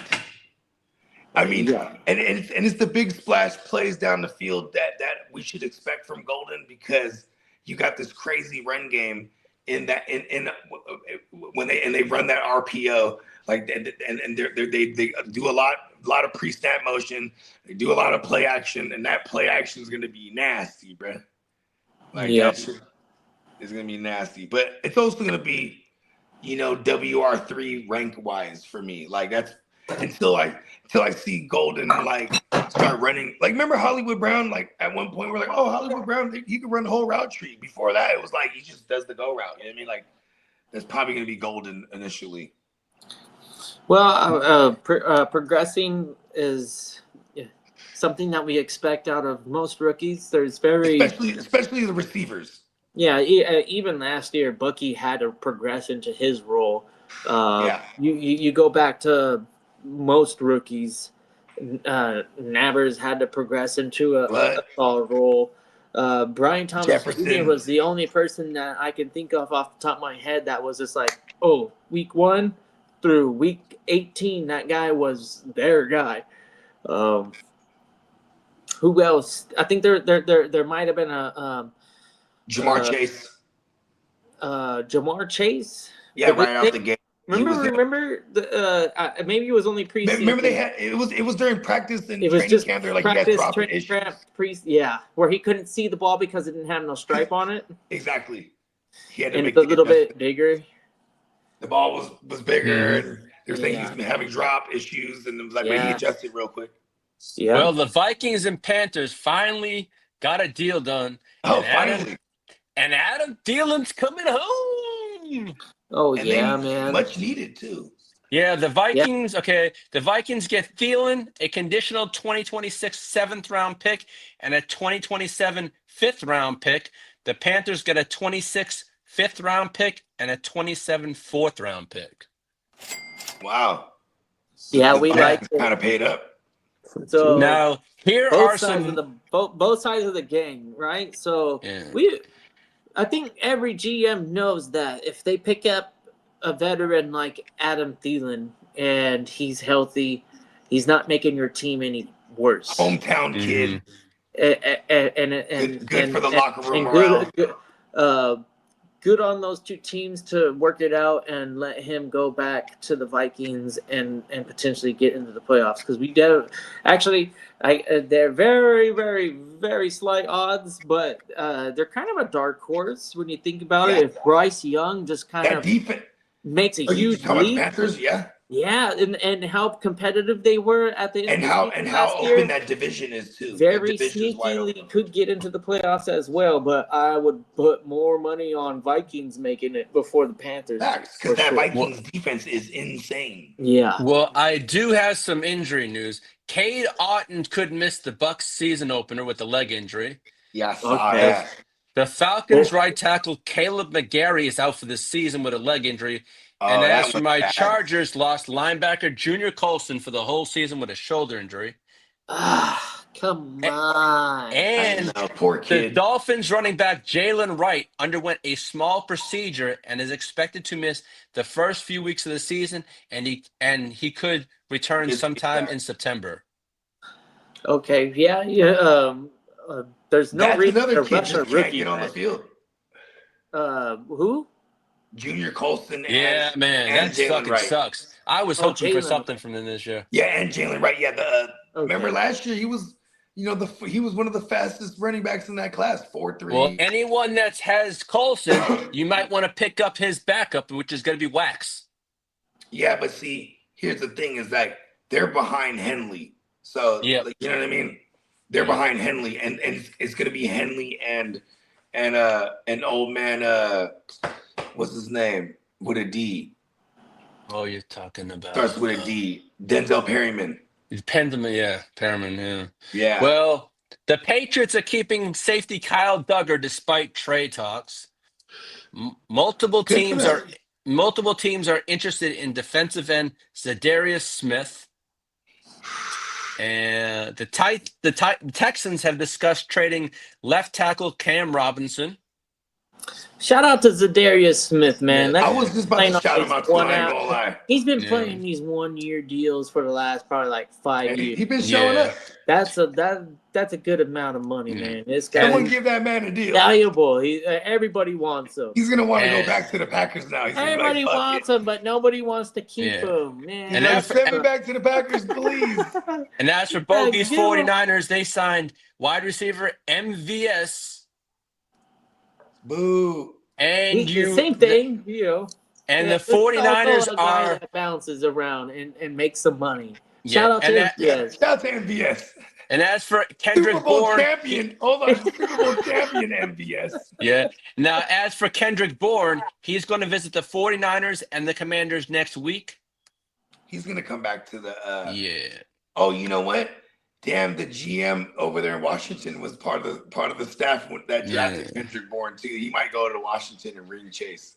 Yeah. Now as for the Buffalo Bills, they're going to debut their cold front uniforms Shout out to Derek, against What the up, Derek? Patriots. the big dog Derek, another Big dog. fellow best ball champion. Shout out to my man Derek. It was Yeah, real man. fun kicking it with you. My best time was listening to Peacock and tell me the stories that you and Matty Law. the Matty Law, Derek Peacock Adventures. Shout out to y'all. Y'all had some good times in Vegas, man. But I know I had some good times, but that's Yeah. We that's held how down- good of a we time held down that the made HQ. me feel like that was one of the best part of my trips. Best part of my trip was actually hearing how good that they had it. Well, it's funny because we had 2 rooms, so I was just bouncing back from room to room. That was pretty Yeah. much my trip. It stepped out a little bit, but you know, what I mean? I was just kicking it with all the homies. That was the best part. It was like, fuck, we're getting loaded. Let's go. Man, yeah, Traveling through space and time. It definitely was an amazing time. We're talking about and I'm sure we'll keep bringing it up over the course of the season. Over the course of this entire But man, till then. yeah, right there. That that trip, that draft in particular is probably one if not the best live draft I've ever been a part of. So shout out to everybody that was there. That was at least up there in my rankings. Right. It was definitely a ton of fun. There were some memories we made there as a crew that you can never get I rid feel of. bad for Lee, bro. Lee. I'm worried about Lee. Why? I was perfectly fine. No, man. No, bro. Are you trying to forget what you did to Bones, bro? You keep trying to forget, bro. Hey, it was all good. Listen, man, it's gonna be all right, Lee. Actually, I can't even lie to you, Reds. That's all bad. Junior Colson can blame me then, I guess. You look at Junior Colson already died. You're welcome, Bones. Bones is gonna collect Chargers souls one by one. I'm out to collect those 49er souls. I don't know, man. I don't think you have the power of Bones, bro. Hey, I'm going to have that willpower then. I guess. I'm pretty sure you have strong willpower. You've been a Chargers fan your whole life. Yeah. Yep. Hey, at least I don't jump ship. You still actually proudly wear that jersey and go out in public. He and go, cursed his whole team. "Yeah, He tried to fuck Chargers." with Bones. I told you not to fuck with Bones. I Hey, don't look think at, anybody hey, actually why do saw. you guys think? Hey, Lee, tell him how your lip got busted because he got in a fight with Bones. I mean, at this point, it's just hearsay for anybody that wasn't there. This Exactly. This didn't happen. I never saw Bones with no Chargers jersey. That doesn't. I don't know. You can't not see it. I saw somebody being held outside of their free will with a blue thing. I didn't know what it was. It almost looked like a safety jacket. You know, like if you were in a medical institution and you were clinically insane. Yeah, that's You what. put a straight jacket on him.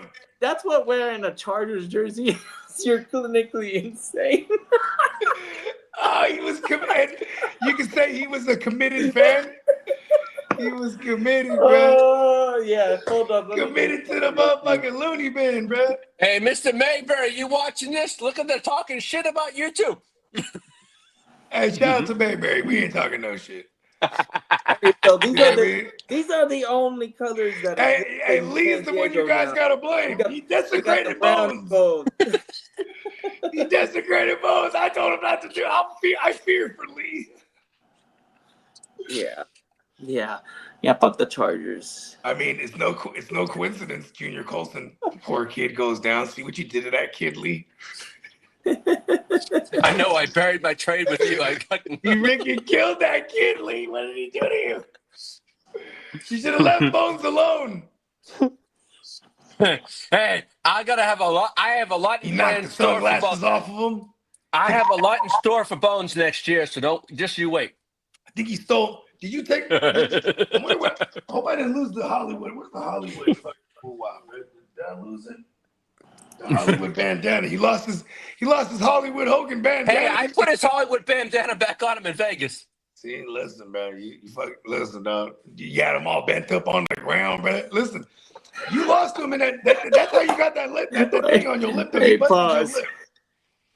I seen it. I didn't know. I didn't see my face what I look like when I drop Bones. I mean, when you wrestle Bones, listen. Lee that's a challenged big Bones to pause. an I Quit match, and he lost to Bones. Bones doesn't quit, bro. But he busted Lee all up. Bones doesn't gotta quit. He's already dead. I mean, why'd you challenge him to an I Quit match? Because I challenged his ass, pause. Good pause.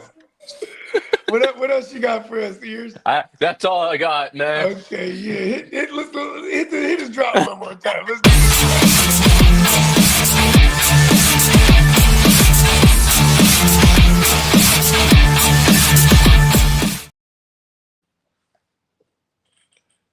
He knocked the shit out of Bones. I go, shit, I had enough substance into him. Well, Lee. good times. It was good. At least We had you some can good blame time. Bones now when it's for your Chargers demise. just remember 1994, all right? Let's just remember 94. It's visually up here, but I've That's seen what- forgot about it. That's when Bones died. He was like, Bones He died never a got happy to man. see. He never got to see us lose a Super Bowl. Hey man, All he saw God was the help! glory. It's God help if the Chargers do win a Super Bowl. I'm gonna do the happy dance. I might streak naked alive. Please don't do that. Listen, Don't if get they your if they hopes win the up. Super Bowl, feel free to First- streak. You're not doing it live on the camera though. And the Chargers We will ain't film. sniffing no How Super about we Bowl. do film it and then we'll put one of those black boxes over it when we play it. You know what I mean? Yeah. Ooh, that might be Lee's Vegas story next year. Okay, if y'all win the Super Bowl, you're streaking in Vegas and you're gonna go to jail, but we'll bail you out. All right. What we'll do is we'll get it done on like a Thursday night, right? That first night. That way we can get you out Draft. Friday morning. So I can draft. Yeah, because otherwise, like, say if you do it on Friday, we can't get you out until Monday, bro. I'm gonna root. Listen, if we make this deal, I will actively root for the Chargers because you streaking in Vegas guarantees you go to jail, but I swear we'll bail you out, and that'll be like the ultimate Vegas story. You've been in jail before. You'll be all right. Yeah, Hollywood's that definitely might be on ESPN. You're right, man. We got Lee streaking down Fremont Street. the fucking Las Vegas Boulevard. But Hey, Lee, you honestly, wild out like I don't that? think he moves very quick, so I don't know how much ground. he's gonna cover, I but- don't move quick. I know how to fucking move fast. There you go. It might be circle old school. You know what I mean? Like, what are Oh, you boy. doing? We're just driving like 2 miles an hour. And they said, what are you doing? We're streaking. The Chargers won a Super Yeah. Bowl. Ooh, you And So should like- JP, what Hey, you got look, for your what you you might got for your start like- Green Bay Packers for a record this year? Man, I think around we won 11 last year. I'll give us 12, man. I'm gonna say 12. I think Micah Parsons might get you guys up to 14 for real. What's y'all schedule? Let's pull up your schedule, Lee. Let's Let me pull it up right now. Hold on a second. let's play this game. Cause like let's play this game. It's the game I just made up. How much does Parsons help you? Right? Yeah, Let's see how well, much the Green Bay Packers I got actually us losing help the because first they've been game. one of the better organizations quietly I got without us- Aaron Rodgers still. You know what I mean? They're actually their last two non-playoff seasons in the last 8 years or whatever it was is both because of Aaron Rodgers. So you know what I mean? Parsons might be this missing piece. Let's see what we Yeah, I'm got. pulling it up. Hold on now. Huh. Playing Detroit. Ooh, they're playing play Detroit. Detroit. week one. Mm. Yeah, are you guys hosting or are you on the road? I think we hosting. It's at home. Wow. Okay. That's And then they pretty got offensive line woes, and they have 2 new coordinators. I think right out the gate. All right, here's the schedule right here. Yeah, before Parsons, I had them beating us. All right, they're home to Detroit, Yep. Okay, that's a dub. home to Washington. I don't know. Ooh, That's tough. this I think. one's gonna be tough. Yeah, I think that's an L. Okay, then I'm they're gonna on give that to Washington. then they're on the road at Cleveland. That's an easy W. Yeah, Boom, it's two. dub, it's 2-1. 2-1. And then we got a revenge game against in Dallas. 3-1. And we get Micah's got a revenge game. Yeah, 3-1. Yeah. Then they got a bye week 5. Okay, so no one can hurt them. Then week 6 they have Cincinnati at home. Ooh. Yeah, that's I gonna be still think like if they can run the ball, which they will be able to on Cincy, they can win that game. Look like just owning time of possession. If they can keep it from being a shootout, I kind of do like Green Bay to go on the road and win that game, especially coming off of a bye week. Like Matt LaFleur is good off of a bye week. And then week 7 That's 4-1. week 7 they fly to Arizona. Okay, we're dub. Week 8 they fly to Pittsburgh. Oh, okay. Revenge game, Aaron Rodgers. This is awesome. Week 9 they're at home to Carolina. Hold on. So right now we got him at 5-1. I'm just for the sake of it. They're going 5-2 here. I'm giving this one to Rodgers in the revenge You gonna game. give it to Rodgers? I'm gonna give this one to Rodgers. I got us Week- losing to Cincinnati though. What's that? I said I got us losing to Cincinnati. I got you guys winning off the bye week. The bye week helps it for me. Is it in Cincinnati? Because we be having trouble. It's at home. Oh, okay. You see, I like it. It's at home, and then So 5-2. you got week 9. You have Carolina at home. Dub. Yeah, we losing. Week Philly. 10, you got Philadelphia at home. Okay, That's L. an L. That's an L. Then the week 11, they're at the Giants. 6-3. Week 11 they're at the Giants. Oh, that's week- a dub. 7-3. Week 12, they're at home to Minnesota. I'll have you guys split with Minnesota just for the sake of the division. So Week 13 at Detroit. 8-3. Okay, so I'm gonna have you guys sweeping Detroit this year. 8-3 size 9-3. I think we split. Yeah, I think we split. Week 14 I'll give at you the split. So 9-4. week 14 at home to Chicago. Smack in Chicago. Yeah, smack. I'm gonna have you guys sweeping in Chicago. Yeah. 9, 10, 11. Week 15, week 15, they're at Denver. L. Yeah. I don't know about that one. Week 16 at Chicago. Yeah. Dub. Week 17 at home to Baltimore. Yeah, I don't know. Jair might be playing. I don't know. And then week 18, at away to Minnesota. Okay, so I have you guys losing 6 games only. That's not that. I think 11. I think that's possible. We won 11 last year. Like I said, I think even So I got us 12 wins. I got us 12 wins. I got 12 wins so for Green Bay this year. I'll go with that. I'll have you guys win in that division. So I think there's only one L in that division instead of splitting with Detroit because I had you guys sweeping them originally. That'll put you guys at 12. Yeah, There you go. We split with Detroit. I'm gonna have you guys sweeping in that division. Fuck it. I think maybe the split might, in my opinion, might be from Minnesota because that defense is gonna be hella good, and Yeah, the their offensive defense still gonna line, be nice. Yeah. the offensive line is gonna be hella good too. And if you really want to nitpick, week 1, I guess I'll give you this because you guys are gonna play Detroit twice. Obviously, he's gonna go up against Penei Sewell twice. So that's gonna be a nice little matchup there when we're talking Parsons. You know what I mean? Mm-hmm. So so you're right. Maybe I'll give the split. So that is still if they gave me 10 wins prior to this, I would have took the over already. But now I feel like the over would have been a smash. Yeah. Yeah. But that is kind of crazy because your guys' schedule isn't that bad. I mean, outside of the Eagles, the Ravens, the Broncos, which are all playoff teams. Yeah, we didn't beat no playoff team last year. That's the thing.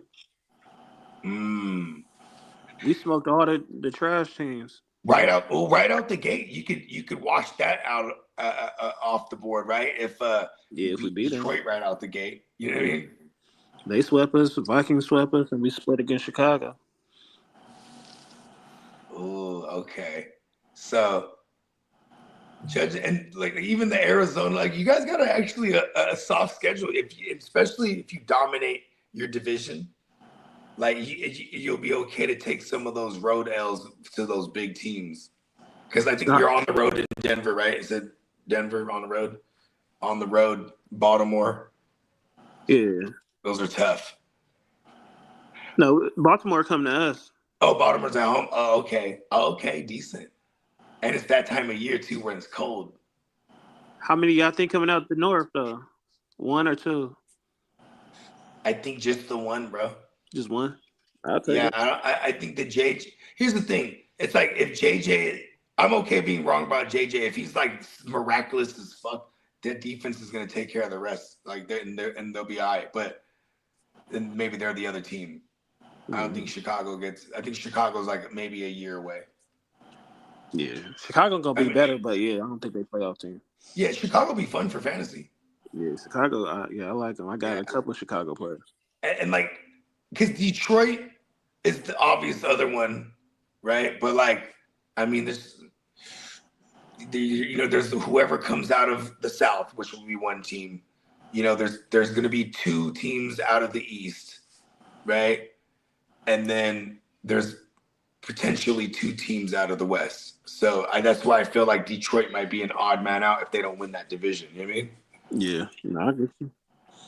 Yeah. And but yeah, that defense over there in Minnesota, that's the other dark horse. Like they could,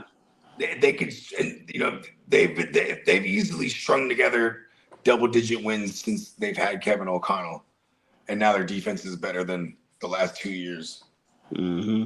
Their offensive line too, but yeah, I've been saying about JJ. It's a nice car to see if he can drive good. You know what I mean? Like it's one of them expensive cars too. You know what I mean? Mm-hmm. Like the Packers are funny. The Packers to me are always like a durable, it's like a Toyota. You know what I mean? Like it really sounds like you know what I mean? Like it's gonna go the distance. It's gonna go the distance, that's right? hilarious. It's not even really fancy about it though. Right, we just stay in the mix. The Michael Parsons is the most fanciest thing. Now it's like now they got like a Toyota Supra or something. No, that's the Lambo, man. Like that, like you can't even the Land Rover. Like he's just too good for that brand. That's what it is. Like you it's like wow, they got a name brand guy. Well, yeah, like that's how bad Toyota is. If you're gonna be balling for Toyota, like you're not even on Lexus. They're like a Lexus now. Right. They're like a nice Lexus. At least now that they got Lexus, Michael and then, like have some little luxury, class and luxury in there somewhere. I don't know. Shout out to Toyota, man. Some of the cars that Toyota builds, I love Toyota. I have a Highlander on the planet. Yeah, I got a Corolla, so hell yeah. Come on, that shit goes forever. That's See, a damn good car for the I wasn't trying to everyday diss them. I'm just saying there's nothing too fancy about them. You know what I mean? It doesn't need to. Unless they're like a Lexus, which is they reliable. They reliable. You know, when I go on my when I get home, I relax. When I'm in my car, I'm a Californian. We're not. There's only one place when we're not relaxed. It's in between parking spaces. Yes. Get us to where we need to be, and we're kicking it. And we're cool as fuck, man. But on the road, man, don't fuck around. I ain't got time for that shit. I've already been here for too long. Man, you ain't never lied. That's funny. But yeah, I mean, I'm still in shock about the trade. Like, honestly. Oh, yeah, me too. I text him. He was the only person I texted actually because I was mad. I just texted him like, I hate it. I hate you. Yeah, man, I'm still getting texts. Damn it. I got texts this morning, man. I'm still getting them. And we got a goddamn bad offensive line ourselves. I'm like, like we're just like I'm even worried about us playing the Giants this year late in the season. Like the Giants, like they're just gonna destroy bad offensive lines this year. Mm-hmm. Like, and people think like, oh, they're a shitty team. Like they're gonna. I think that Giants team is people are taking not lightly. I think they could be dangerous at times on certain teams. They're probably gonna cover a bunch of spreads. They're not gonna win a ton of games at all. No, honestly, but like they're gonna beat a lot of people up too. Bad. Don't kill us. All right, so I'll see y'all next time, man. I gotta. Yeah, for sure, man. JB, have a wonderful weekend, buddy. Appreciate you. I know you're. Thank you for coming on. Yes, you're sir. a fellow graveyarder like our guy, the Catman. So man, I appreciate you. You're pulling it. That's like a double shift. So yeah, all right. Yeah, man. And for everybody, make sure y'all check them out. Stay tuned live on YouTube, dude. That's the name of the channel. Stay tuned live. Yes, check them out on Tuesday nights. Hey. Yes, sir. Appreciate y'all. Appreciate you, brother. You know, it's funny because when we go on their show, it's like me, JD, and then shout out to the homie J Will, and then I think the other homie Mon too. Like we're all Niners. When we go on there, you know, he got a couple Packers fans with him. You know what I mean? So it's always funk. You feel me? Like we go on there, it just stirs up all the bad memories for them. More good memories for us. So I don't mind it, but you know what I mean? Shout out to the Stay Tuned Live crew. Yeah. Shout out, man. Welcome anytime. We got a whole conglomerate. We got 6 days to the first game. Let's go. I'm So- excited, man. I've been setting. Have you been setting your lineups yet? I started setting my lineup. I have yesterday. Because we have like we have some of the dynasties and whatnot, and like clearing space and doing all the GM stuff. I love that shit. All right. I think shout out to anybody that's out there. We're going to war, and Yes. one of our specialties is trade talk. You you ever involved or you even thinking about making a move, and you just want to know how to maybe approach that? Give us a shout out. Drop it in the chat. We'll get back to you in that fucking live about how we would approach that trade. Trading is so important. If you're in a dynasty right now and you have certain players, this is a fantasy football channel. Right now, CMC might have the very most value that you will ever have out of CMC from For here real, he just has on to not out. die in us. Let's go. There are certain players right now that if you have stock in, see what you can get, and don't be afraid to pull the trigger on a move. And likewise for somebody that's going out for CMC, be smart about it. Hopefully you're not overpaying, but the upside on CMC is a league winner. The reality is we're talking about a running back that's approaching 30 years old and that has a lot of Serious injury history, yeah. So there's certain things that we in a as redraft, I'm not owners, scared. we're not afraid of age, and the 49ers running back is always going to be valuable, and when you have CMC's talent, that's the game record. That's the game changing piece in your fantasy lineup that gets you a championship if y'all get that far, with him.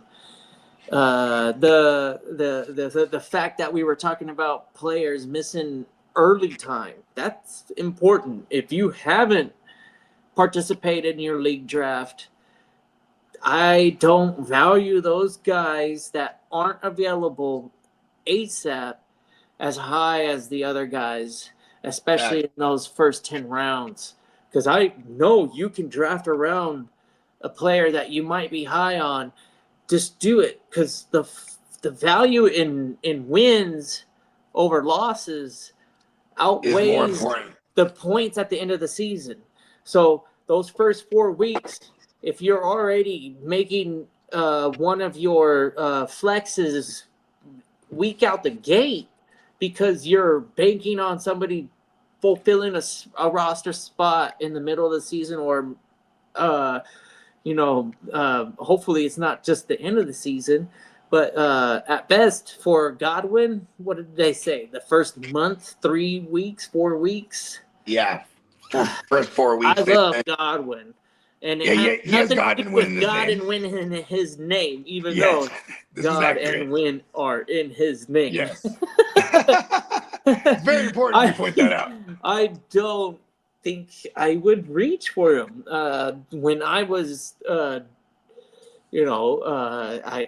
in the beginning of the season, I had Godwin so high, but that was anticipating him being available week 1, and getting that setback and not being available is just it's making that pick. It's making that pick questionable, I guess, at the moment. Feels like a little wash, but here's the thing: that's what I was saying. Like, okay, it's actually the value we're getting out of them. I don't care about how long we wait. If it's just 4 weeks, right? We're drafting them. This is awesome because people are so hyped on Double E, as they should be. But and that's my only concern is like when he does come back, what does it look like, right? Because Godwin, he's a slot guy. You know what I mean? And maybe they rotate like crazy, but that also Tristan Wirfs, he's gonna miss time, and we haven't got any news on that left tackle when he's gonna come back. They just said they expect him back sometime early in the season. This is what they It- said. The verbiage is crazy. You know what I mean? So I'm like, so that ball is coming out quick. So, and Godwin is that safety blanket. No K-Dot until further notice, right? So like, they're throwing that thing. They also throw at the running back. So just, I love Baker, obviously. I like, and if we're, and the best thing is that they didn't put him on the IR, so they can have him practicing, so he doesn't have to get ramped up. So I feel like if they say week 5 he's ready to go, I'm playing Chris Godwin. You know what I mean? 100%. He's healthy. You got to activate him, and Yeah. we're gonna be so hyped because that week 5. That's when we're straight in that bye week season by then. Yeah. And getting a piece that's available, and you got nice pieces unavailable. You're gonna be excited for it, and Godwin, as there's no reason why there should be a lick Diamond of Joe doubt has all the Chris Godwin and all when the he's leads. back. That guy is gonna be a focal point of that passing offense. Damn you, Diamond Joe. Yeah.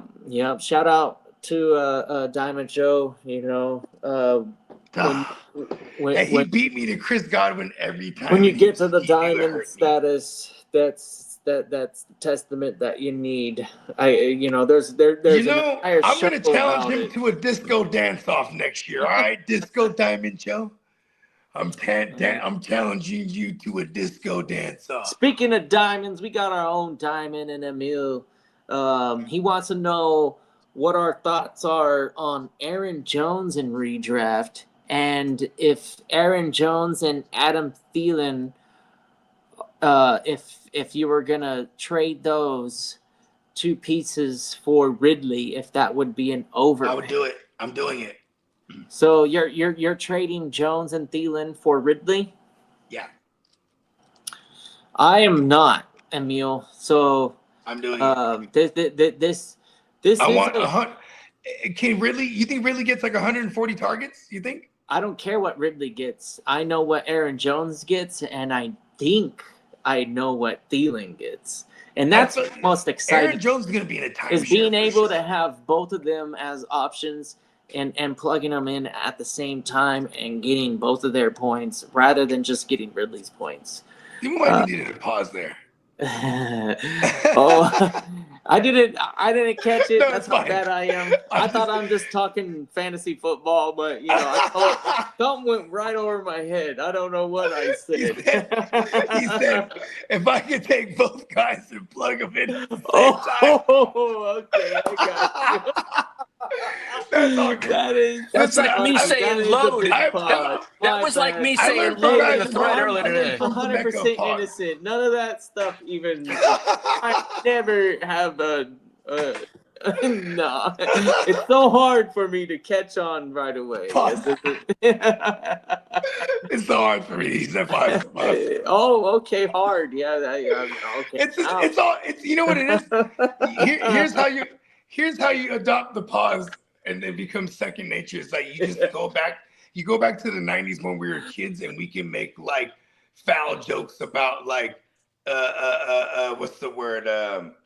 Just uncomfortability on non-heterosexual Very things. comfortable in my world. Yeah. That's Yeah, why I don't even I've never been ring the bell to uncomfortable me. I'm with like, non-heterosexual what are you things. talking about? It's just funny saying pause. 'Cause Oh yeah. we were saying pause for like 15 years Uh-huh. before And it's when everyone true. was saying no HOMO. Which Some of is the best very entertainment on very YouTube. offensive. You go and you watch some of the creators that patronize the pause. announcers and everybody that's like talking about football, right? So Yeah, and then they say pause. they're watching football, they're talking about football, and they just can't help themselves because that's just the way the game's built. They talk about it, and all of a sudden it's a And the big best- pause. You're like, bro, The best thing's that like- was wild sounding. I couldn't believe it, but like if you watch the game and you're listening to them and You don't even hear it. I don't know. That's me. I don't hear it, but y'all are good about it. I have to wear a shirt that says pause on it. Hey, now listen. Hey, Troy Aikman. So I'm covered always. I just got it. Hey, Joe. Troy Aikman had one of the best ones. I'm trying to remember how he worded it. He was doing a replay, and he's watching a replay of the running back rush the touchdown, and he was like, "All right, up the gut, coming down there." He says, "Coming down their throat, right up the gut." That's exactly what I was referring to. Shit like that. I've heard that time and time right up the gut. He said some on shit, these some wild fucking shit. I was like, YouTube highlight videos. It's wild. It does make you no, laugh. the best. I saw this one reel. It was like the homies that they pause too much. You know what I mean? Yeah. So he's like ordering some food. He's like, yeah. He's like, can I get a double pause? Like he's just pausing like everything unnecessarily. And the other guy's looking. Why are you pausing that for? Extra sauce. Pause.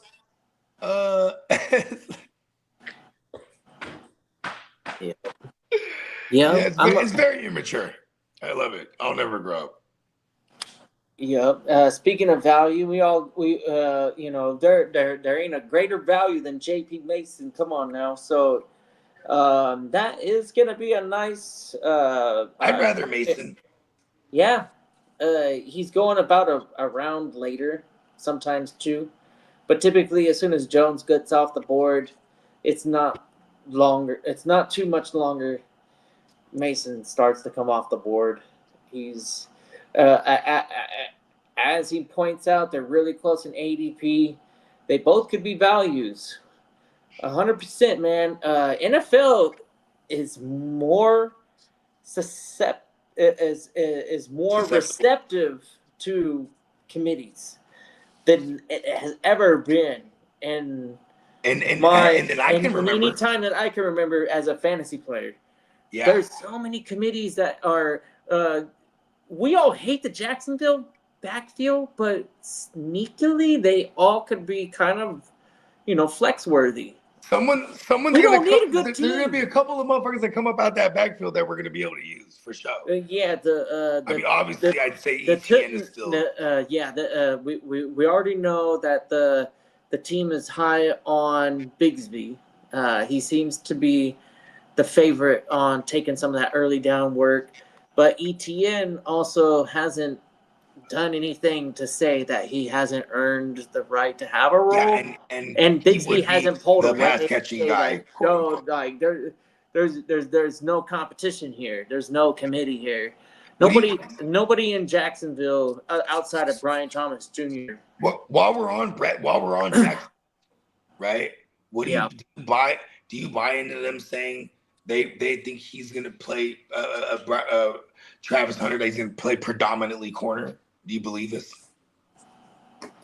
So and they say you can take it as what it is.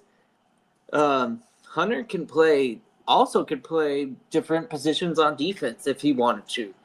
So saying that he playing corner to me says that he's playing corner when he's playing defense.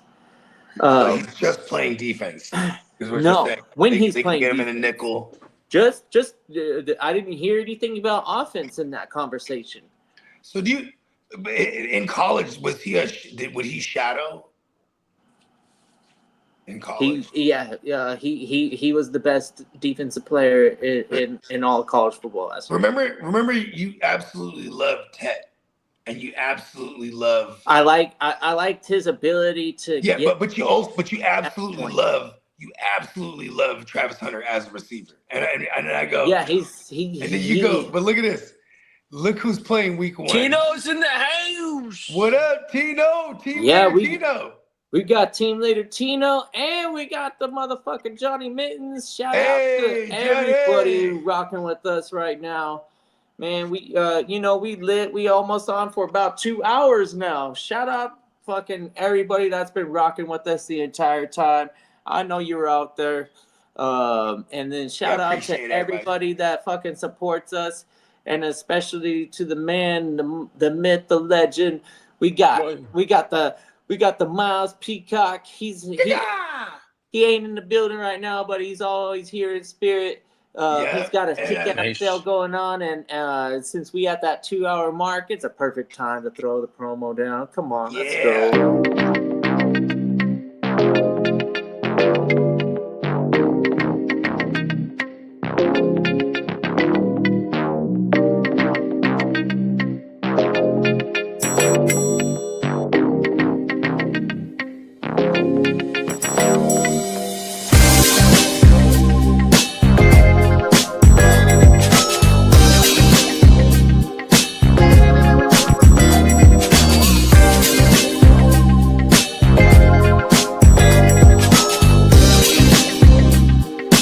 Now keep my G on the beat.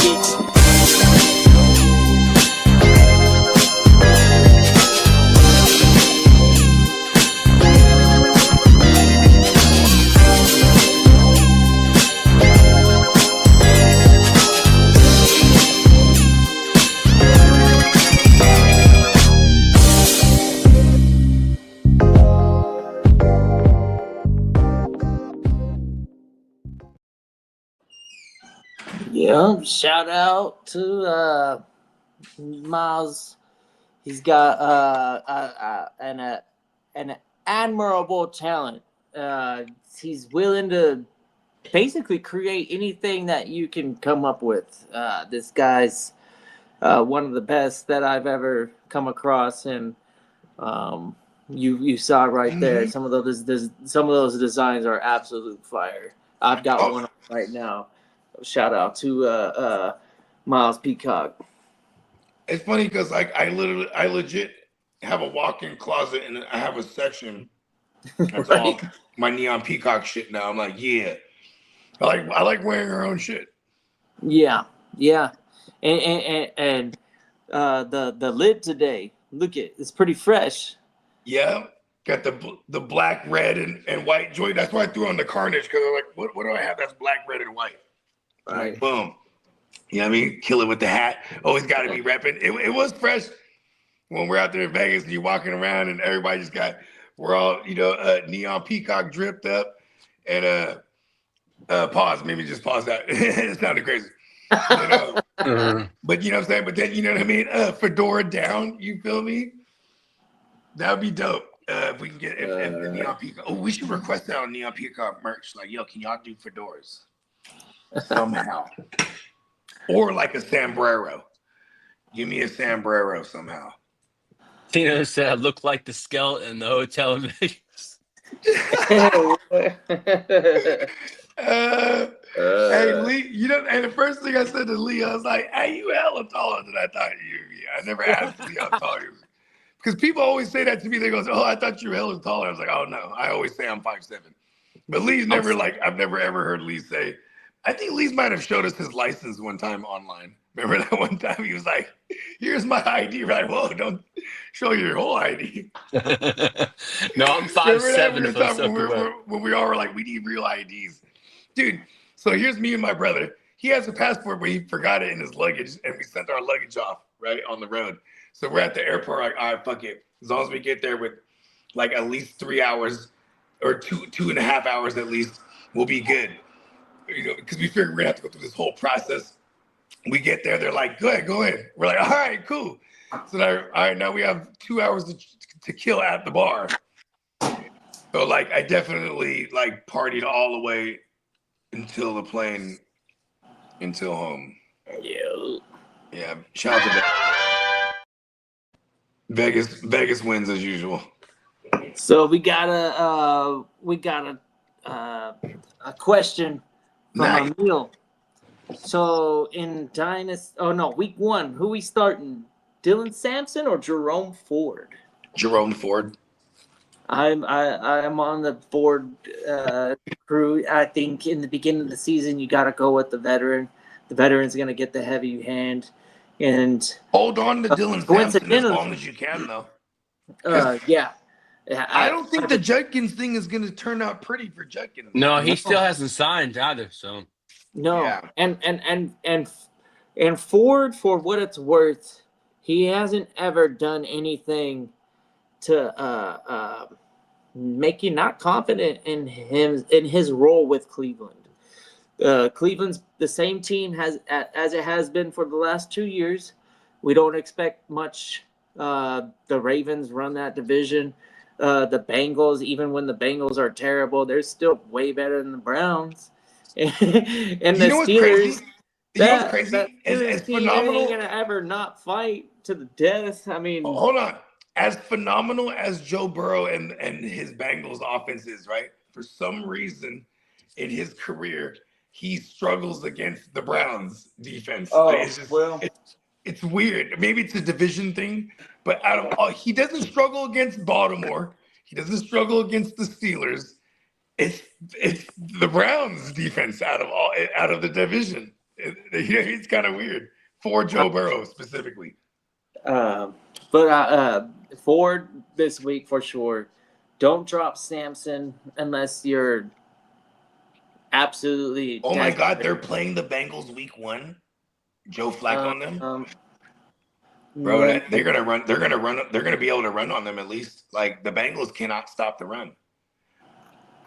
How do you feel about my man Demetrius the Dark Knight? Oh, nice. He does have a role this season because the Pratt is no longer there. Yes, and you know what's crazy? Logan Wilson hasn't moved- been able to Okay, stay. call me. I think Hold for on, let me a ask you full this. season. Call me crazy.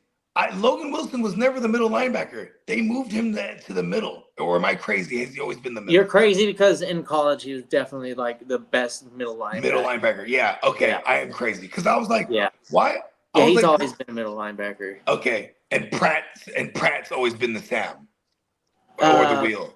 The wheel. I mean. Pratt is almost like a special teamer. Then he turned into a full timer, and then he built a role, and then he became a veteran. And when you're a veteran, it sucks.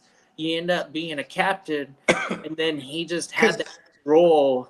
He's Because not that Demetrius great. Knight was a middle linebacker too. Jermaine Pratt. It takes a person. I hate calling somebody like not that great that is in the NFL. It took him hella Everybody years in to the NFL.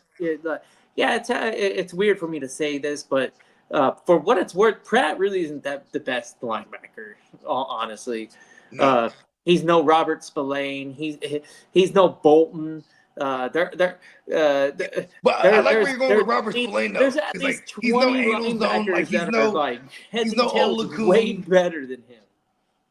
Obviously, he's no Olakun, but like I like where you were going. Like those second contract guys that actually, because they got to their second contract, they finally got good too. Like it took them that long. You know what I mean? Yeah, he progressed into his role, and I'm not taking anything away from Jermaine Pratt, but in the echelon of linebacker rankings on the field, and I don't need you to be good in. I don't know what PFF's grade is, but I watch football, and Pratt is not. In fantasy, he goes crazy. Yeah, tackles Like- in fantasy is great. Yeah, like even But on the field, it's over sometimes- there with the Raiders right now. And what do we know that what is the number one knock on the Bengals on the team itself is the shitty defense. The defense sucks.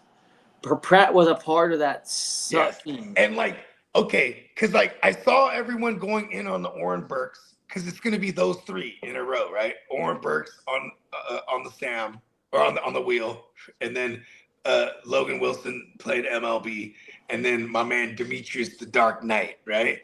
And like that front is like kind of non-existent in front of him. Yeah, you got Trey Hendrickson, who's just gonna be rushing the passer all day.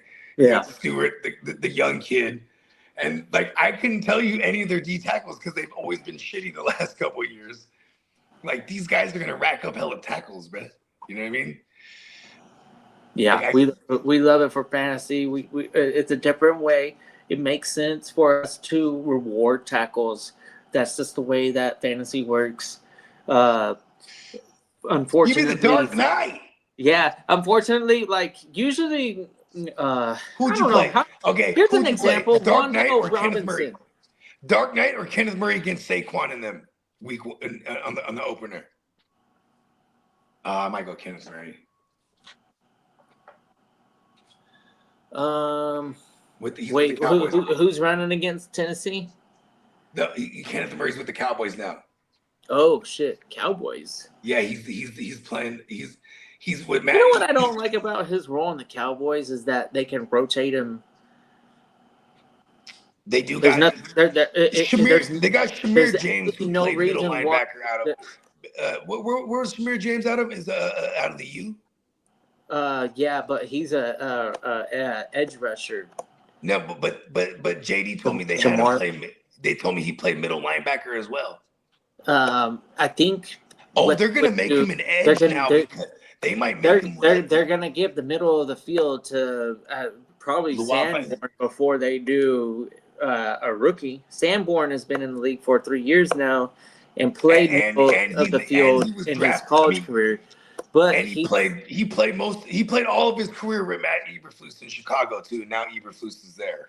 I forgot about Jack Sanborn, the man born. Sanborn would get the green dot before a rookie would. But but Kenneth Murray's there right now. Are we going Kenneth Murray against Saquon in that rush attack? It is awfully tempting. You know what's funny about that? Why it's not that appealing to me when I think about it? It's like Saquon could just likely blow past all these fools and no one tackles him. For real. Well, I mean, that's one play or two. Yeah, exactly. But I'm just saying, what if he does it like this? That's how bad this should be. He might do it like 4 or 5 times on him. He might touch the ball 5 times and put up 180 yards on him, bro. I know. Okay, so one of the things that I've been saying over and over is that it might be a little too. They're going to use Jalen Hurts the same way with the tush push. I think they can. They realize that's like, oh, we're so good at it that we don't need our quarterback. Can I ask you a question? Do you think the Jets are going to have their own version of the tush push? They already did in the preseason, didn't they? Didn't they do some shit like that? I mean, everyone's already at this point. Offensive line it's already been adopted. Actually, that's what I'm saying. Just use Justin Fields to his ability. God, they could get a lot of those out of it, man. And that offensive line that the Jets are deploying right now, it's actually pretty. They're actually bullish. Where we got some advantages versus they're mollywoppy. They're mollywoppy-ish. We could. I'm crossing my fingers that Braylon Allen actually just fucking takes somebody's helmet off. And then that motivates the team to be like, bro, we got a guy right here. And because they can flip Brees to the Chiefs. Yeah, I would love to see that. It should have been done before the season starts. That's why I'm not too optimistic that it's going to be as valuable. I'm going to be so mad at the people I wanted it to be. The people, I'll be so pissed off that if we trade Brees Hall for a 6th and a 7th, that'll just irk me.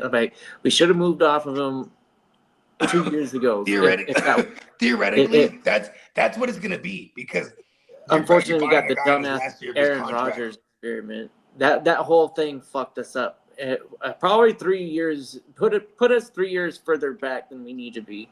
Was that Aaron Rodgers debacle?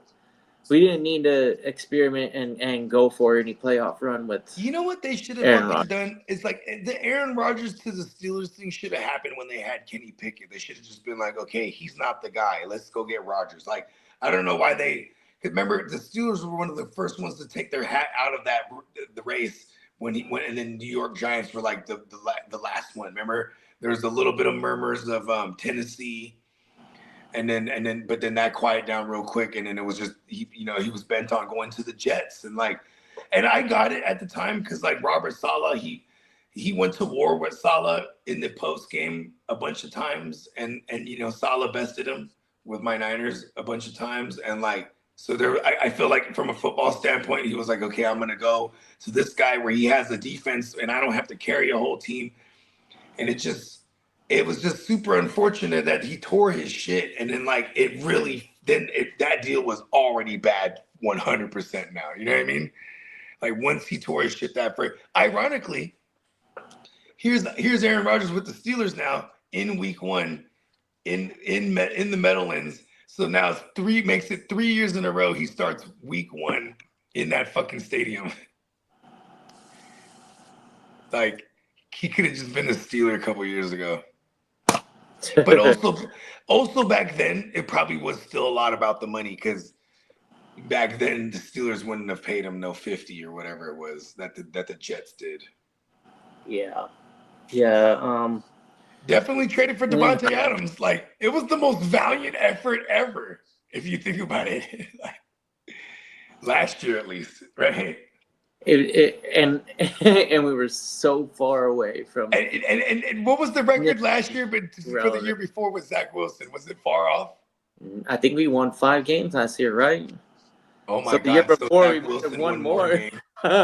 We might have won more with Zach Wilson. Oh no, Rodgers! Don't. Oh, I hope Rodgers doesn't. I have him in one spot and it counts. There was a stretch where Wilson was like, "Oh, is he like actually like getting better?" I think it was a 3-game stretch where he didn't look too bad, but that was highlight of his career. He's gonna be a backup at best and probably a practice squad guy. He's I don't know if it's just me, but if you're going to it's BYU, right? You're like Mormon. Man, Mormons, they got money, man. That motherfucker don't need no NFL career. He's got a grandpappy somewhere that made a bunch of money. He's got money to sit on for days without NFL. Facts. Good old Brigham Young. I don't know. If you know, you know. Yeah. Yes. So, how was it like going right back to work, like coming back from Vegas? Oh, for me, it was great because it was so early. I had the whole day. So, okay. I get home and we go out and I spent the whole day Sunday doing stuff with the girlfriend. But yeah, I'm Southern California, so really so it's what's funny? I came home and the weather felt exactly the same. I was just like, ugh. You know what I mean? It was like that here in Texas too. It's like, God damn, I left that and it was just the same. It was going through a heat wave. Like, I don't think people understand when I say we were like, it was a weird phenomenon. This combination of like, I go outside and it's a sauna and a tanning bed all in one. But then I go inside and it's the fucking Arctic. And like, I have to go outside like a lizard on a heating lamp for a second. You know what I mean? Hey, I prefer the cold, but I'm a creature of the night. And when it's hot at night, it's awesome. I don't really fuck with the heat, and that's where I messed out. I missed out on the fun that day you walking can have if you can actually just not. I'll say it. I mean, like I was a little bee, man. Like I wanted to go out and have a good time, but when it was 2:00 in the afternoon in Vegas and it's 108, 109, I'm like, man, that don't really sound that great. I'm like, come on. I'm with you though. 109 I was degrees inside, outside. man. Fucking Well, I want to go out there, but I missed out. I give credit to where credit's due. They had a good time without me, and they made me jealous. That shit fucking sounded dope. I missed out. I should have went out. You know what was funny though is live and learn. It was what was that thing I was about to say? Oh yeah, it's like that one of them nights they're like, okay, we're gonna go Fremont Street. I'm like, all right, cool. And so you know what I mean, and I think somebody was like, I'm gonna do an outfit change or I'm gonna eat or something. So I was like, all right, cool, give me 20 minutes. And I set my alarm, and then like I didn't take my shoes off. But then my brother, he knows me. He's like, I knew he was done because he went to sleep with his shoes on. Because when I laid down, I was going to sleep.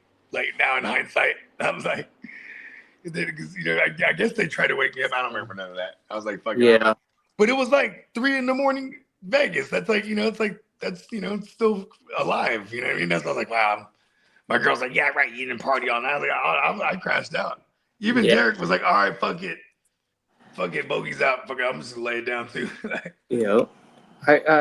I got that same attitude. If I'm tired and I have the ability to lay down and rest, there's nothing stopping me.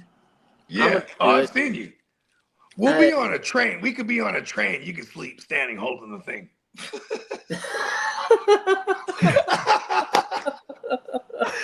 I'll bet money. I'll bet money we'll be on that Disneyland tram next time. The little, like, what's that thing? Yeah. Sleep's important, especially when you got an agenda, and then the number one agenda is to win these drafts. I know winning the draft doesn't mean you're going to win the league, but it sure does feel better knowing that you were prepared and felt good about what you did walking away from what you did. Like, okay, look, I love my draft. Walking away going, man, I fucked that up. I can't believe, what was I thinking? All that stuff. I mean, like, look at this. I love my draft. I can get there. I can mess myself up and do a draft, wake up the next morning and go, I don't even remember that. But it was good though. That's how bad it could get. But see, okay, look at this. I definitely loved my team, right? Like in hindsight. But then when I was the next day, in hindsight, when I'm looking over it, I go, oh no, I had Sam Darnold. That's right. Fuck. And I hate my team now. And then I remember that my man AJ just out of fucking nowhere secures Milroe. Why? And he's like, I mean, you got his rookie card or something? You know what I mean? Like, you know what? We'll figure it out. What up, PB and Waivers? What up, PB and Dub? Yeah. Big homie. Yeah, we shout out to Neon Peacock. He still can't tell who's starting next to Aziz. It might be H2O. It might be Christian Harris. Maybe it's dependent on actual play call and scheme. I think it's just. We're trying to figure out who's the odd man out, and then EJ Speed goes in there. Is that what it is? Because I'm sure there'll be three in that. There'll be three in the middle right there. You know what I mean? It'll be Aziz is the middle linebacker for sure, and then it's like, but see, like I always go back to D'Amico Ryans when he had Fred Warner and Dre Greenlaw. You know what I mean? Like, and then when Greenlaw got hurt, he had Aziz. Then when Fred Warner got hurt, he would just move Aziz to the middle. And like here he is now with the Texans, he got Aziz playing the middle. So it's like, who's the Greenlaw is what I'm always looking for, right? Because like once they got D'Amico Ryans, I'm like, oh shit. And then when it was H2O for a minute there, where it's like, okay, H2O. But then what was crazy is that when they never stayed healthy altogether either. And so we've even seen H2O play the middle. You know what I mean? That he get concussed, and it's like it's interesting to see how it's going to play out, and then we probably won't know until that final. What was it? It's going to be next week for sure. Once you get into practice, right? Oh no, it might not even be till the Friday. I don't know what off the top of my head. I don't know the health on any of those guys, but if just from what I believe, H2O would have the advantage over Christian Harris because of the recency bias. I'm sure a lot of the terminology in actual like on the field communication that changes year to year, and for Christian Harris not to really play last year, that puts him behind in my eyes. I think that H2O is gonna have a little bit more of a leash to maintain his. I like him because he's crazy physical, right? And then there's Christian Harris, who's just like all over the field, like he's old, like he's that motherfucker's liable to take one to the house, like you know. I've seen him. You know what I mean? They do kind of mirror each other in many different ways. But if you were gonna He got H2O. give each other we're talking roles, I do like Harris off coverage. the edge more than I do H2O 100%. But that's how Alabama implements their linebackers.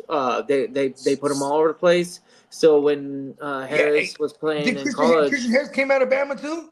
Like H2O? Yeah, he did. Word. Sick. Keep them Yeah. all. Get rid of EJ Speed. Why is he there to fuck it all up here?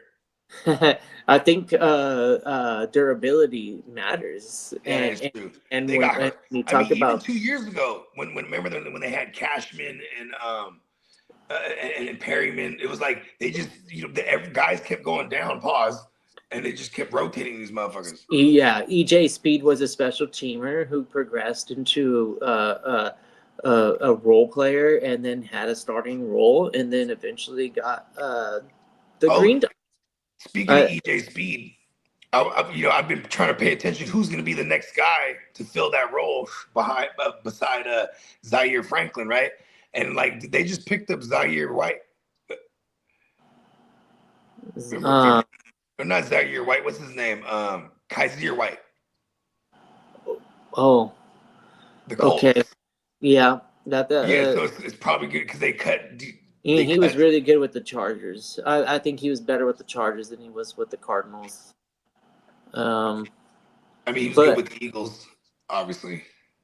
Yeah, I don't know. I don't know why the Chargers gave up on him. Who? Kaiser White. Remember when Kaiser White? Oh, when he went to Arizona. Yeah, I don't know why. It was due to an injury, I believe it was, or something like that. He's And there was an issue with Brennan Staley. Staley. Fuck Staley. No, there was an issue. It was something to do with. I hate that. I think it was contractual, and there was something to do with an injury. Yeah, he's pretty good. You know what they should have done? Kept Anthony Lynn. That's what the Yeah, they should have. He was solid. Pause. Yeah, but then you wouldn't have Harbaugh. No. And So, and now you got a guy who's willing to cheat to win. Let's go. The only way that the Chargers could actually pull it. Well, then again, we he need a guy did who's coach the willing to do what it 49ers, takes. so you had a fucking cheater too. So cut the fuck out. I know. Look at how it worked out So for it's us. like fucking calling the chicken black. Hey, listen, hold on. Hold on. handle You're of the the one silly who voice. desecrated I'm Bones. sorry, Just boy. shut you up for a change in time. You know what? You can say all you Drake fucking want Bones about my as church. well. I'm gonna talk shit about your fucking 49ers, motherfucker. That's fine. You should. You're probably You're gonna get me fucking riled up. My blood flowing. Hey, you did it. I didn't do nothing. You did it all on your own. You know, I think I think I'm just antagonizing the whole thing by just laughing. I love it. It didn't happen if we didn't have an audience. Feel like, man, if it's making Kittle laugh, then I know whatever it is. We're just gonna keep throwing fuel on the flame. I can't. I got the propane. Just bring it on. Bones is gonna he's gonna have his revenge. He doesn't. He never Well, does. shit. He never does. I want a revenge match against Bones so I can bury that motherfucker. Man. I don't know if you want that. Bring it on, bitch. I haven't warned you enough. You'll never listen. Bring it on, Bones. You'll never listen. No, that's right. I never listen. How ironic. The ear to the streets, but this motherfucker will never listen. It takes a Wow. lot. CJ Stroud came out and said Damian Pierce would have a breakout season in this new running scheme. I just picked up Damian Pierce in a league too. Someone dropped his ass. Awesome. Yeah, I'm not. I think Nick Chubb is the running back Yeah. to have. Look at the way it was worded. Yeah. They said he would have a breakout season. Yeah, he ain't gonna. You know what's crazy? If you were to tell me Nick Chubb goes out there and then dies like in week 1, like I wouldn't be surprised. You know what I mean? And then it's like, okay, here we go. Damian Pierce. That's fair. by proxy, right? Otherwise, like, I mean, here's the thing. A couple years ago, I loved Damian Pierce. I mean, he was a great zone scheme runner, and I think that's what he's getting at, because like, you know, they are gonna run a zone scheme over here. You know what I mean? Heavy with that new coordinator coming from the Rams. So maybe that's what he means. But yeah, I mean, to be honest, anybody who gets an opportunity that's gonna get most of it, we don't give a fuck what the name is. Like, look at how excited I got about JCM, but then the reality is, it's like, okay, Krosky Merritt's probably gonna be part of like an annoying three-headed beast, and Eckler's gonna be the one to have because he's gonna get all the catches. You know what I mean? It's like running back by committee, like what you were saying earlier. It's just something we got to get used to and figure out how to maneuver around. And a lot of people were saying this to me in the offseason. They're like even like Diamond Joe was one of them. He's like, I think it's hero RB this year. Like, at least if you want one, you got to go get one, and then instead of scrambling. And I'm like, I'm just gonna do scrambling like I always do. You know what I mean? But like, yes, a lot of my teams are gonna be straggling, but I'm extra heavy on receiver, and that always works out more often than not than it doesn't being heavy on running back and you catch all the injuries. You know what I mean? You're scrambling, streaming receivers. Yeah, because one of the more statistically smart plays that you can do is what Diamond Joe and others would promote is that hero RB strategy. But this year specifically, because of the depth at receiver, was actually it was actually legit. Like, it wasn't false depth. You know what I mean?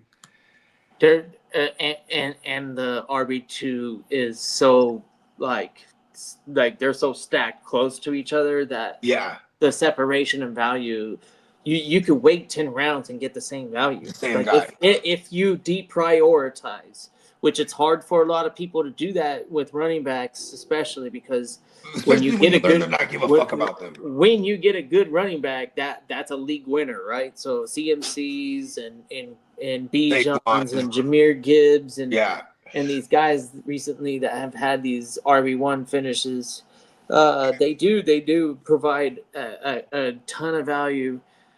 I'm a little upset that I didn't go like semi-hero and like take the Chase Browns whenever he was there, and I just always went receiver there, because I still feel like Chase Brown, if he plays an entire year again, he could tear jump again and now be a top 6 guy. You know what I mean? Like, I feel like because that workload and the targets, he's probably going to be third on the team in receptions at minimum.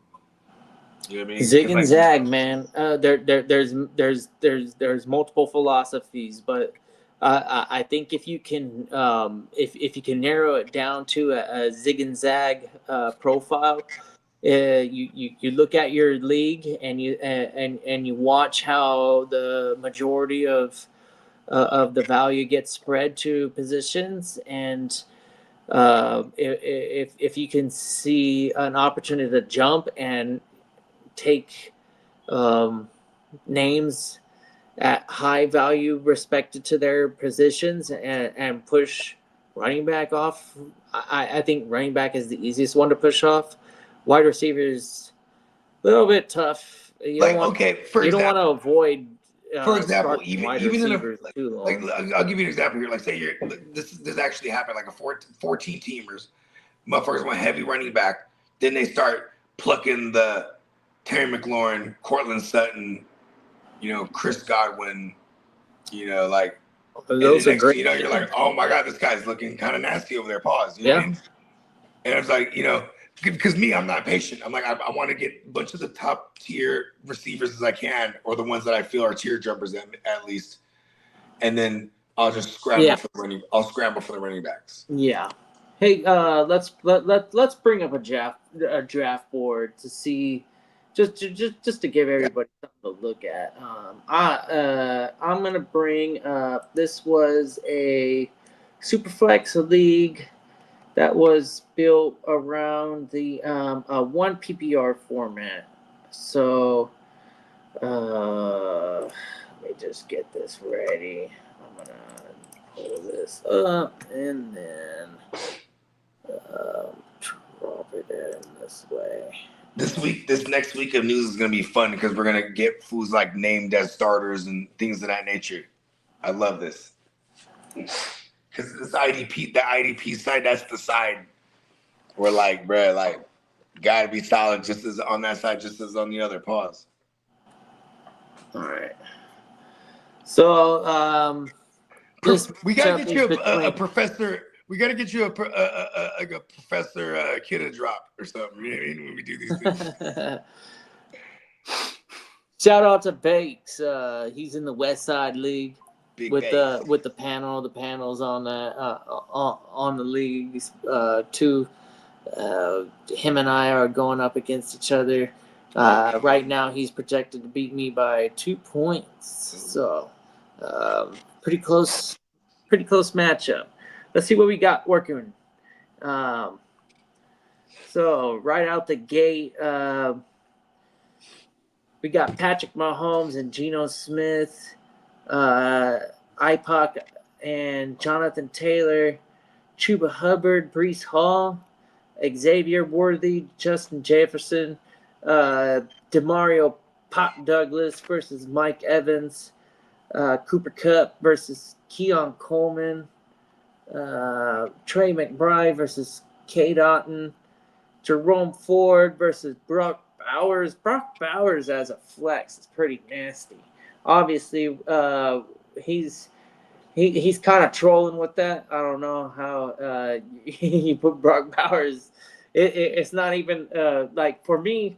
See how I've got Patrick Mahomes up here. He ain't really my QB1. That's a nice quarterback though, right? But look at come down here. I got Lamar Jackson, yo. So that's kind of what separates this team from others in the league is I've got the quarterback stack that you want. I've got the 2 quarterback ones. And then obviously with Pacheco and Hubbard, I sacrificed running back depth. Those are, to me, those are valuable enough to put into my starting roster and feel confident about my shot that week. And then Xavier Worthy, a lot of what I wanted out of Worthy was because I took Mahomes.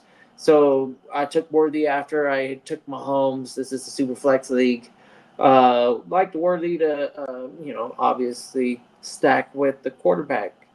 And then Pop Douglas, I actually got him hella late. He is a starter, but believe it or not, I think I drafted him as a backup.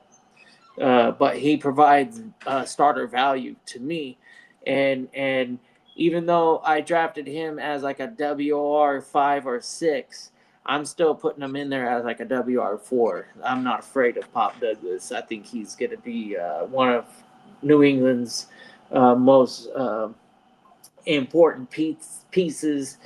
100%, no matter what, they could be losing by 20 points or winning by 20 points. Pop Douglas is going to get his work. And then Keon Coleman. If you've been a fan of the channel, you know I've been high on Keon Coleman since his rookie season, and it's a character thing for me. I like the kid. I think he's an actual really good human being. And coincidentally, the Bills feel the same way, and they're happy with the progression that he's made through the offseason and are looking forward to this season. I think he's plugged in as the WR2 on a high-scoring offense in the NFL.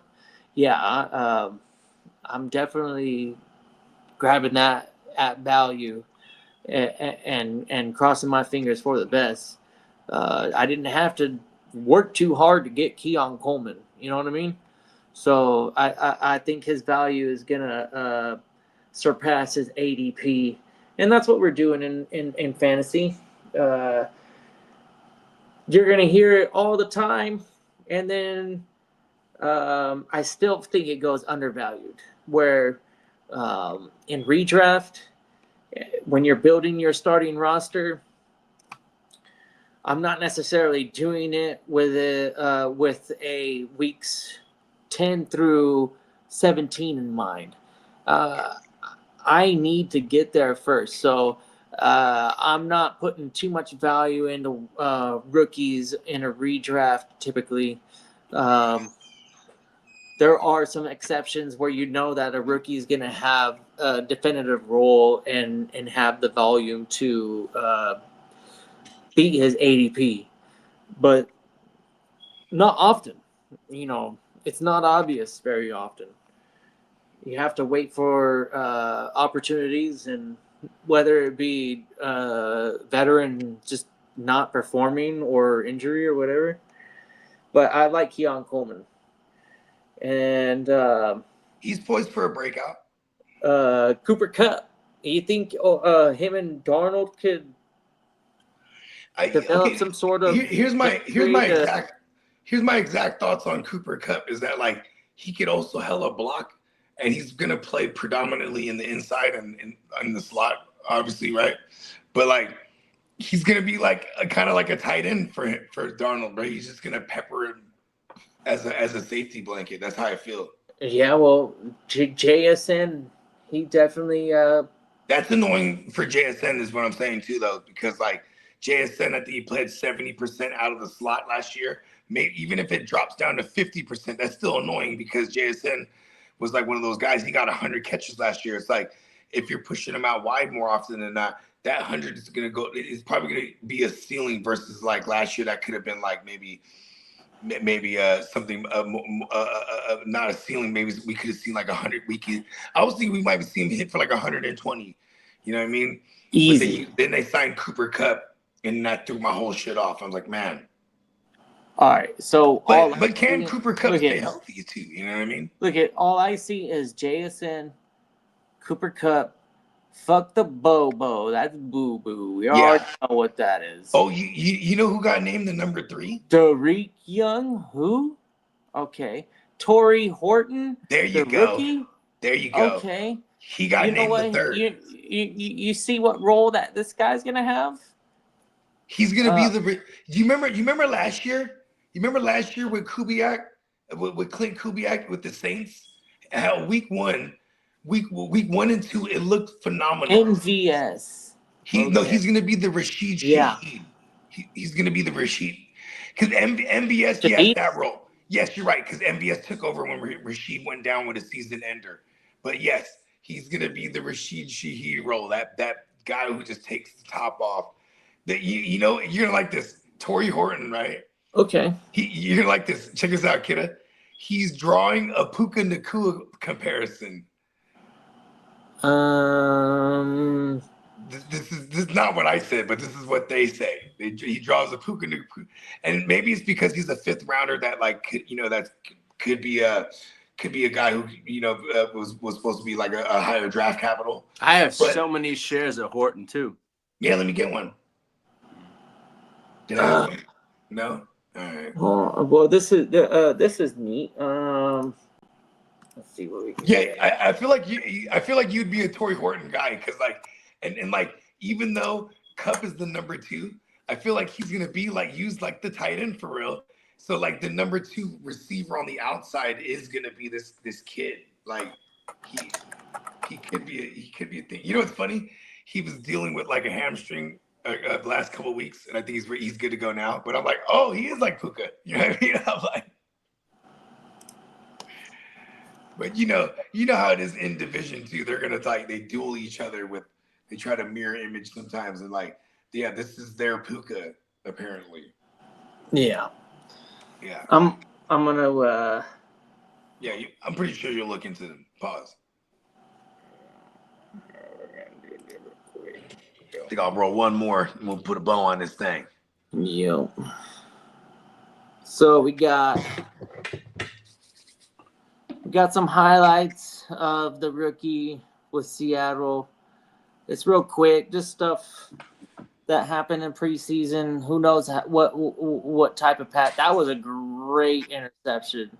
Look at that body control. Where are you showing? Where were you showing this from? What platform?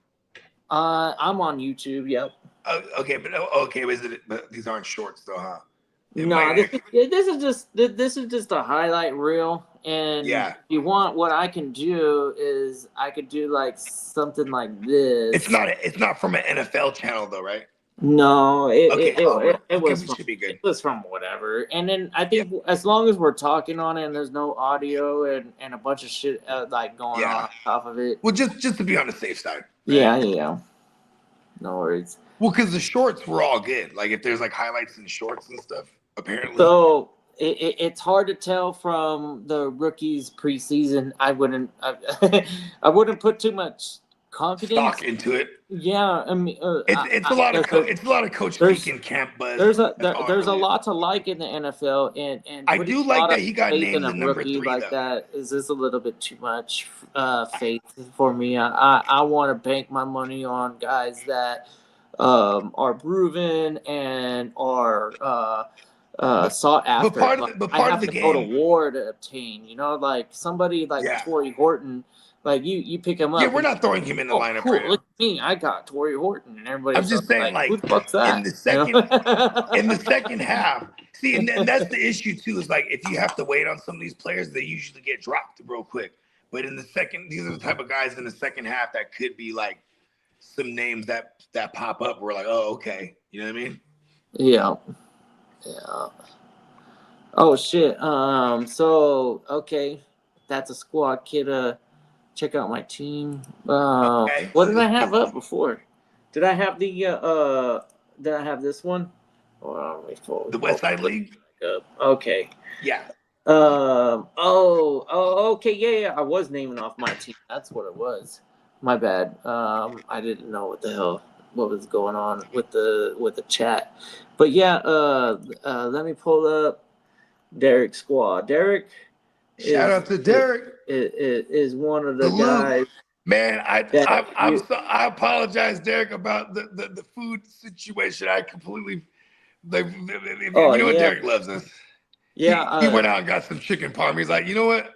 I'm gonna get some food out of this joint. You know what I mean? Yeah, and I totally like if. It was Listen, if there was a place called Louis Vuitton Land, we were all there. It was the greatest theme park ever.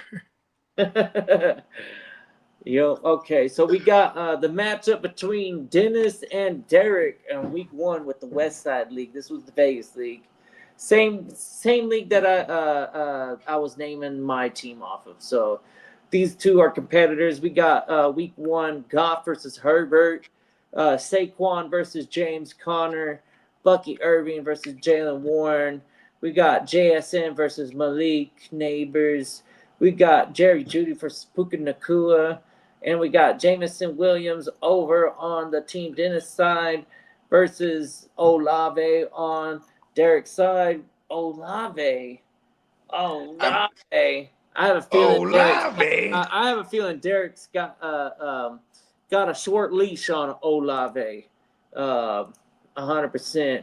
Olave against Arizona week 1 doesn't. He has enough intrigue to make it interesting and worth grabbing, but he went heavy running back early. Sheesh, I don't know about that Saints offense. It's sketchy.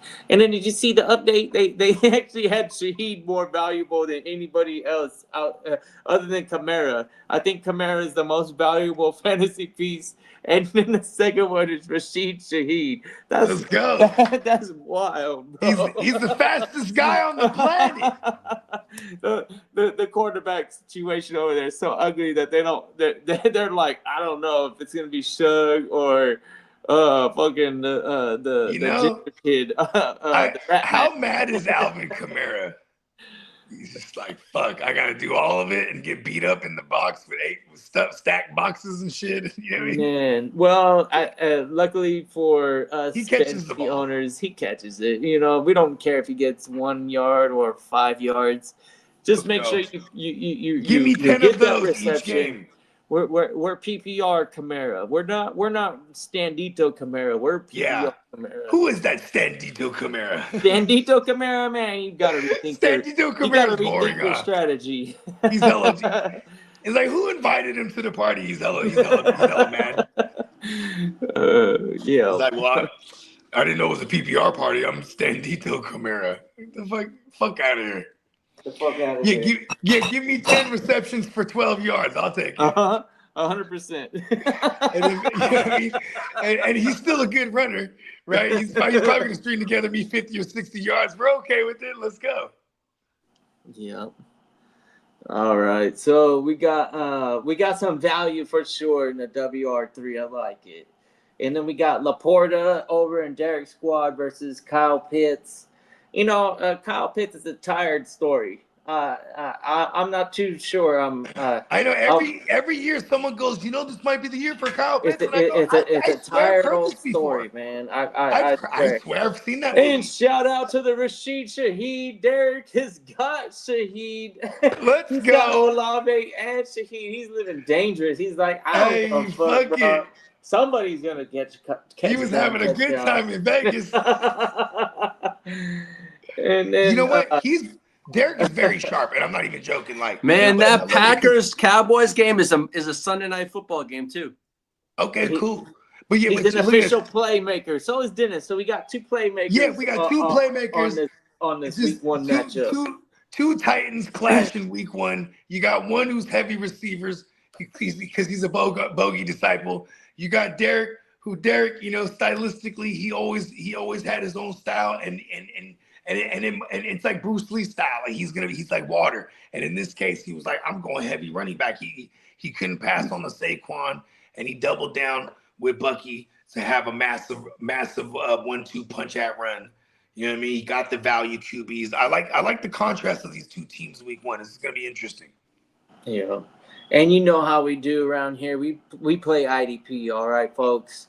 If you didn't know, we play IDP. Yeah. We got two defensive line starters.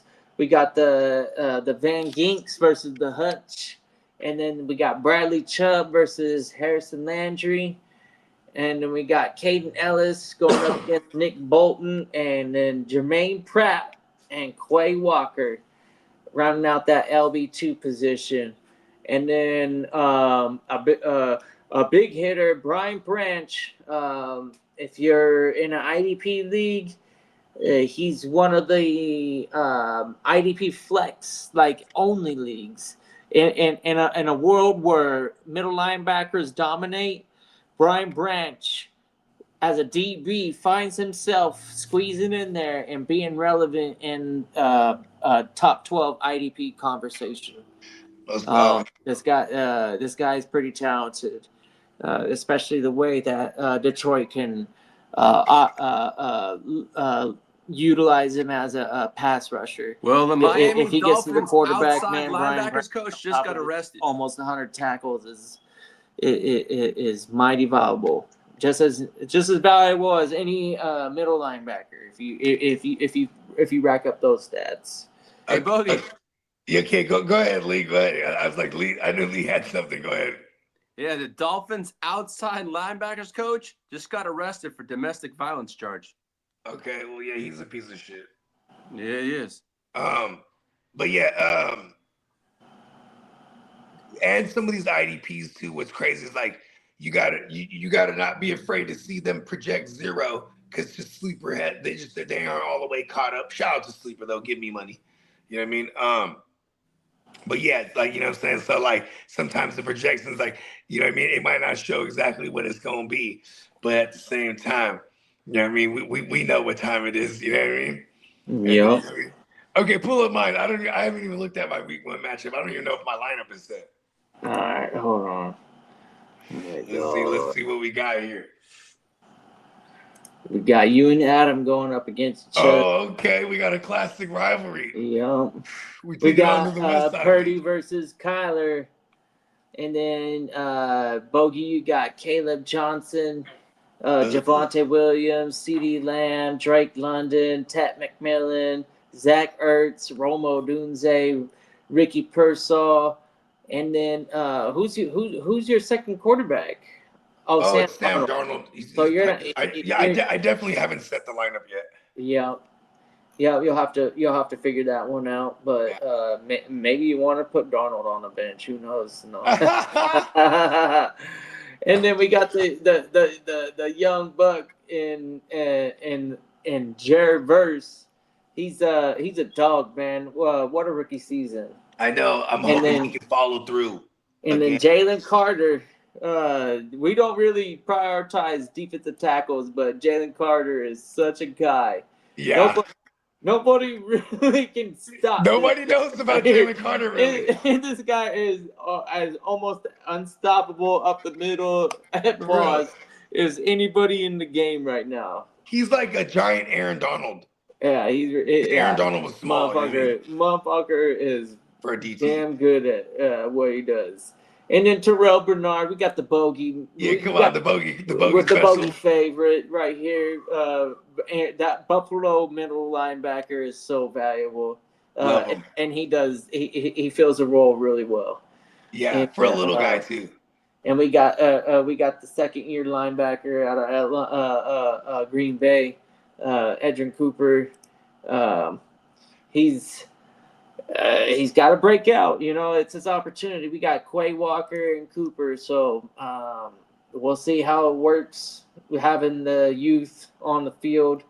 That's a tough division. And now you got Parsons, right, coming off the edge. Yeah, well, Like, yeah, I feel like yeah. Cooper can get some sacks here too, coming up that middle. You know what I mean? Yeah, it's honestly, I don't know what that defense is going to look like. Mind you, I probably don't take Cooper as high as I do. If Parsons is there, it definitely changes the dynamic. But I still like that interior to be shitty over there. Their interior is not the greatest. They're D tackles. So yeah, because that's always been Green Bay's issue. You could run on them up the gut, and then the linebackers eat for us. You know what I mean? Let's go. And then shout out to 420 AM radio. What up, 420 AM radio? Yeah. Long time. Yeah. Maybe we shouldn't be believing quarterbacks who are PR puppets. Yeah. Yeah. Are I guess the big name media. They're always gonna have favorites, and Yeah. most of the time There's an agenda. don't know if there's a ego about retracting statements, but yeah, if you make an early declare and and then you start to question it, it's hard to go back on it. Maybe if you're making a lot of money trying to make Yeah. decisions for others. Because like for example, we're in the business of like trying to get things correct in fantasy, right? And Yeah. we have an opinion, and then the opinion gets proven wrong, and now it's not just an opinion; it's fact that it was wrong. You have to adjust, right? Yeah. Because we just saw it, but also what's funny is like recency bias dictates a lot of people's thought process when it comes to fantasy football, right? But when it comes to the talking heads, and they're talking like, like who, it's all subjective at that point. You know what I mean? When it comes to talking heads, just unless they're arguing statistics, right? Otherwise, Right. it's all subjective. I like this player better. I think this scheme, blah blah blah. Some people. I've heard some Cowboy fans in the last, less than 24 hours since the trade talk about, Kenny Clark, but he was an All-Pro. They're just trying to get out of here with that. Like, you know what I mean? Like, Right. trying to find a way to justify, like, it's all subjective. Like, you had Michael Parsons. What were they saying? Pay him? You know what I mean? Those are the first ones I might be like, well, it's a good thing we traded him because it would have hindered the team. Like, and really, that's the truth. You pay something like that with that money that he wanted, he's gonna hinder the team. I think Green Bay is like the second youngest defense, only after the Rams. And Lee, refresh our memory. What were the I think it was 3 teams. What was it? Arizona. It was Green Bay? Arizona, Arizona Ravens, and obviously the Green Bay Packers. So Wow, the out Ravens gate, even were in the right out mix. the gate. If I'm the Cowboys, I'm trying to make that trade with the Arizona Cardinals. Yeah, for real. I don't know. I don't know why they couldn't get it done with the Cardinals, but if that was a serious suitor, The and re- we're I was He offering probably watching didn't want to first- go to the Cardinals. Well, Jerry Yeah, Jones Yeah, but said, I don't know if they were trying to give him if they Like were some trying say to there. if they were trying to do Micah a solid. no. It- They it might have said been- last if I'm night, Jerry Jones, I'm trying said to get the No, best no, I'm result. talking about he might have been like, I'm not going to sign if you send me to Arizona. That might have been. No, what he did. said. Jerry Jones said last night in his press conference that the key was they were willing to give up a piece that they needed was the defensive tackle. Arizona was not, and neither were the Ravens. What in the fuck is wrong with them? Cowboys are literally getting rid of their best player, or outside of CeeDee Lamb. Like, I'd say okay, best defensive here's the player, thing. right? The Ravens could have easily gave up like a Justin Matabuke real quick. Exactly.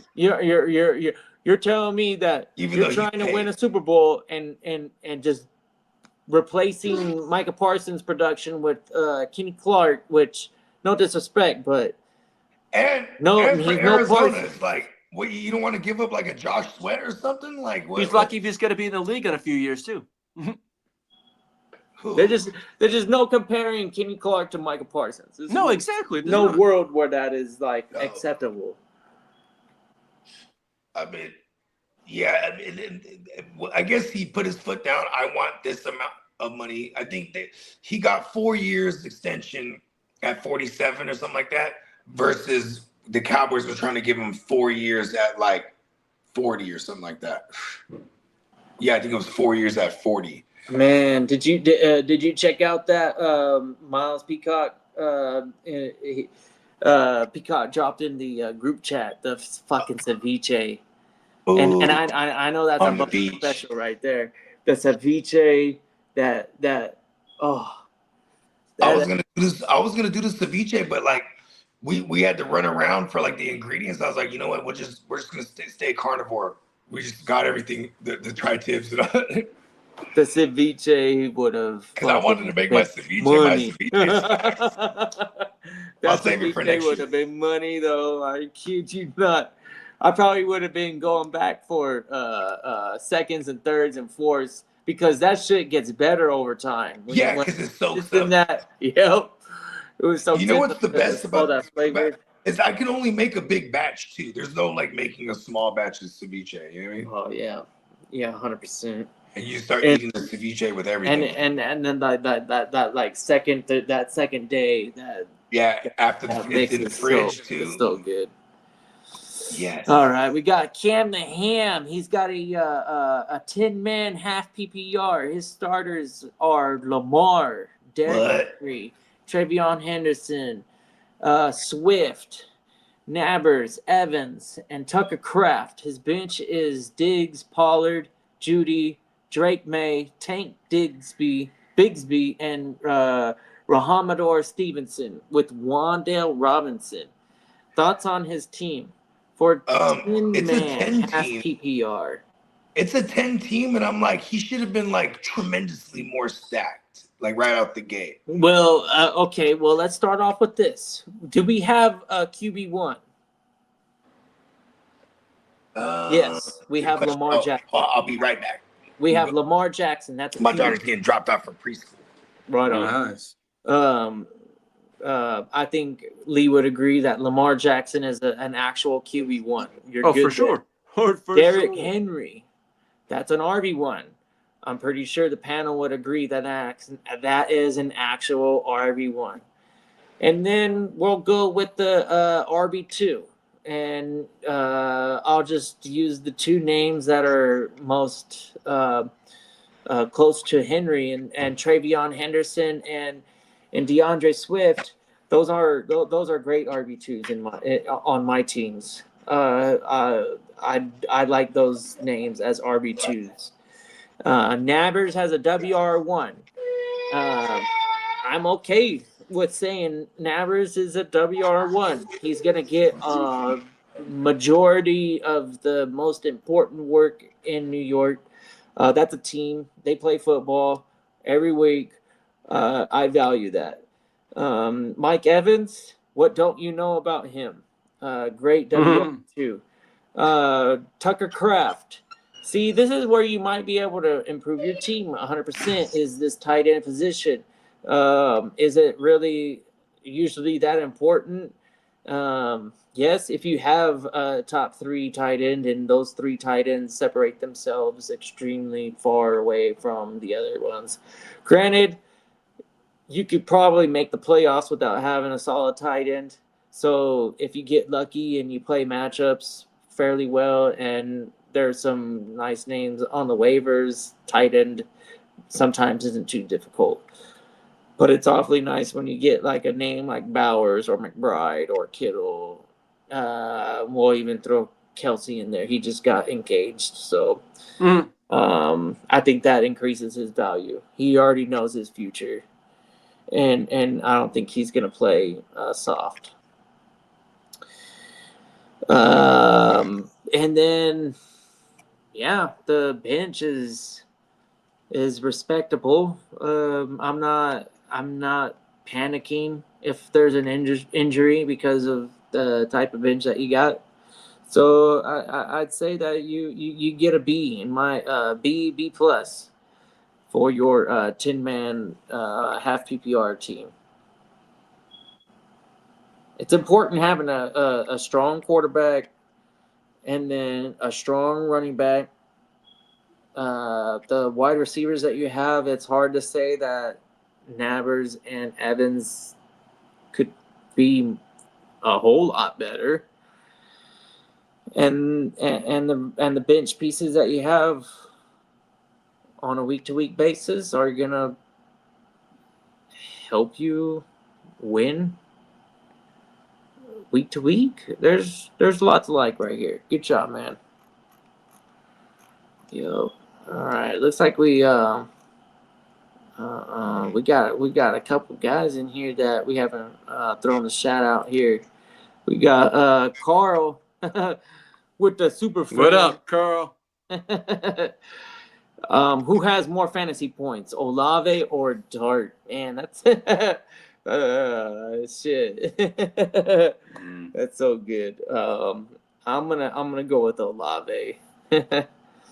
It's if he can stay if he's not concussed. Yeah, if Russell Wilson could hold off Dart from seeing much action his rookie year, and I think the Giants are crossing their fingers. That's the outcome that they're hoping for, is that Wilson is the stopgap quarterback, and they'll be able to see how truly dominant their defense is this year and build their offense with hopefully an early round draft pick for them anyways.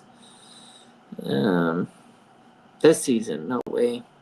Trying to avoid Dart as much as possible if I'm the Giants. They got 2 veterans on the team that could easily carry them week to week and not have to throw their franchise quarterback into the fire unneedingly. Yeah.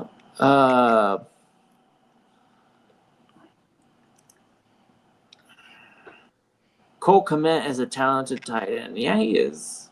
And he's paid, so, and they're gonna run a decent amount of 12 personnel, so he'll be on the field blocking, and they got a first round draft pick in Loveland, so they're gonna go 12 personnel a lot just to get him on the field too. I don't see why they wouldn't use him right out the gate too. You know what I mean? Yeah, I think Carl's gripe is that he's just not that awesome. Like, he's just whatever. He's a piece, and Kmet. Yeah. Like, yeah, he's gonna be out there blocking. I think fans are giving him a super short leash, and they're excited with the rookie, and I don't blame them. Loveland, in that point of the draft was a smash pick for a team that needed a tight end that could. I know that made me mad. Give him, yeah. There were a lot of teams that were.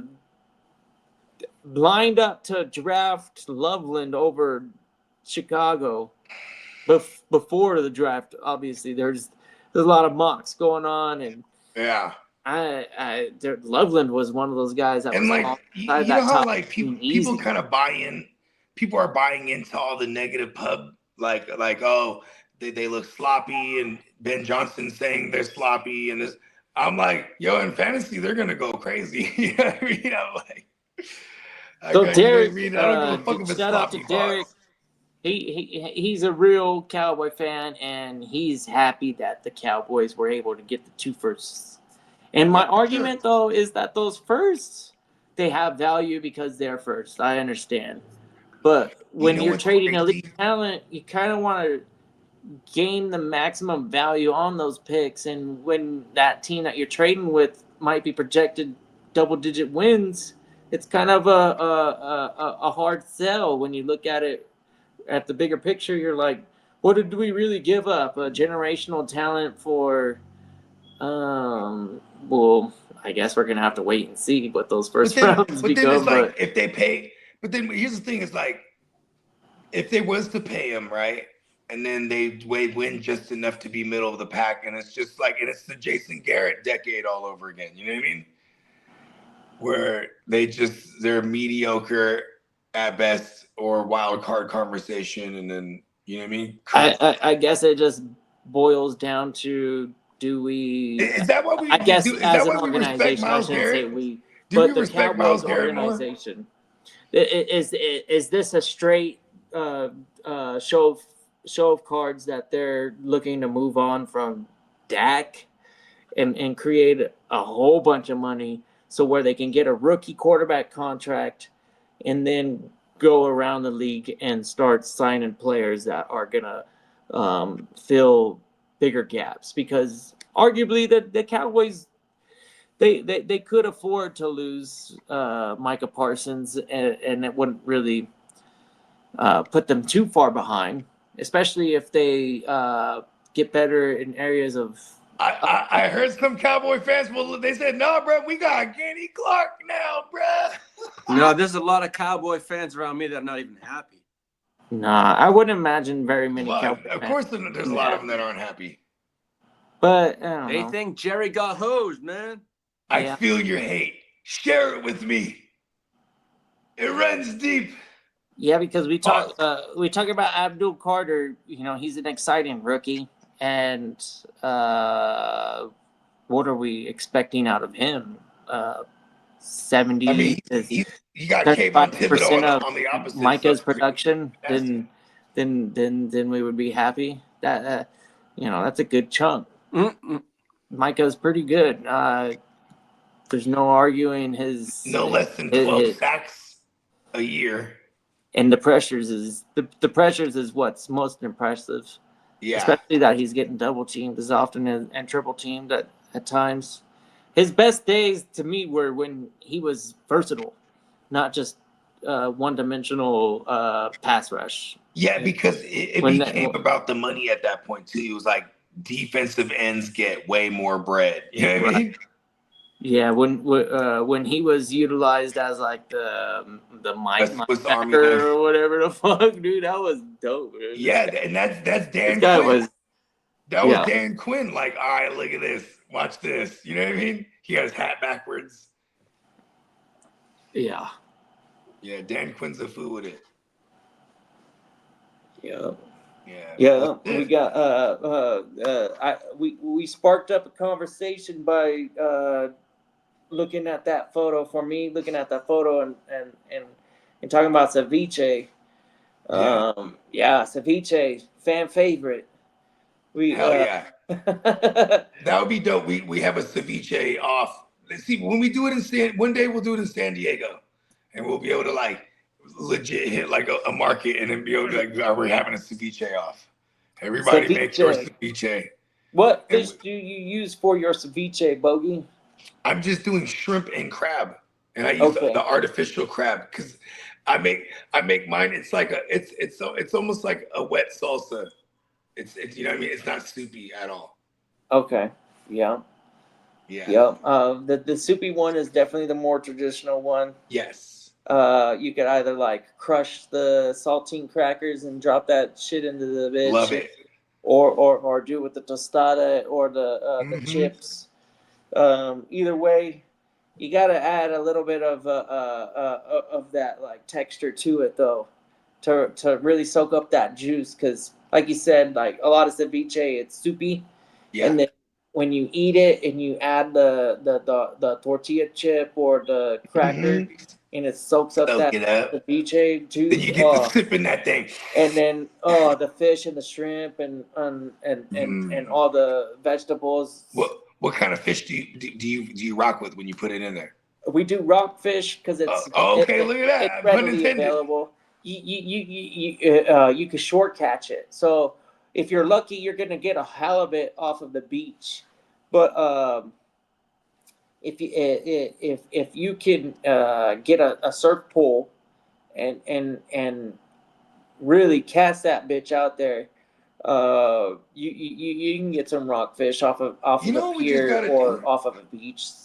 They're prevalent. There's a lot more rockfish out there than most other fish. Spencer had this idea because he was like, I can't do the Vegas next year again. I'm sure because his for work. So he was like, July we should do Texas. He wants us to get that cat. Texas? Where? The big ass thing. I mean, see, and that's where I'm thinking because I'm like, I kind of want to go to where Peacock's at, where it's like South Texas, like where there's the beach and you know what I mean. Oh, okay. And all kind of ceviche. Yeah, he's not far from Corpus Christi, I guess. Maybe not too far. No, he's like. Oh, he's Padre. No, Padre Island is Corpus Christi. It is okay. Yeah, Padre Island and Corpus Christi are like the same fucking place, pretty much. Texas. Yeah, I'm not too sure about where Peacock is. I know it's like where would we fly into, huh? I know. Yeah, because Spencer was like he'll drive up with his pops from Louisiana, and I was like, yeah, I'm not mad at that. You know what I mean? I'm not mad at the Louisiana either. Like me neither. Louisiana's kind of like let's go. Weed is okay over there too. Really? Anywhere where we could have a care package set allegedly. Just meet us there. Yeah. Yeah, that'd be tight though. What's Carl got to say? Carl's a fucking.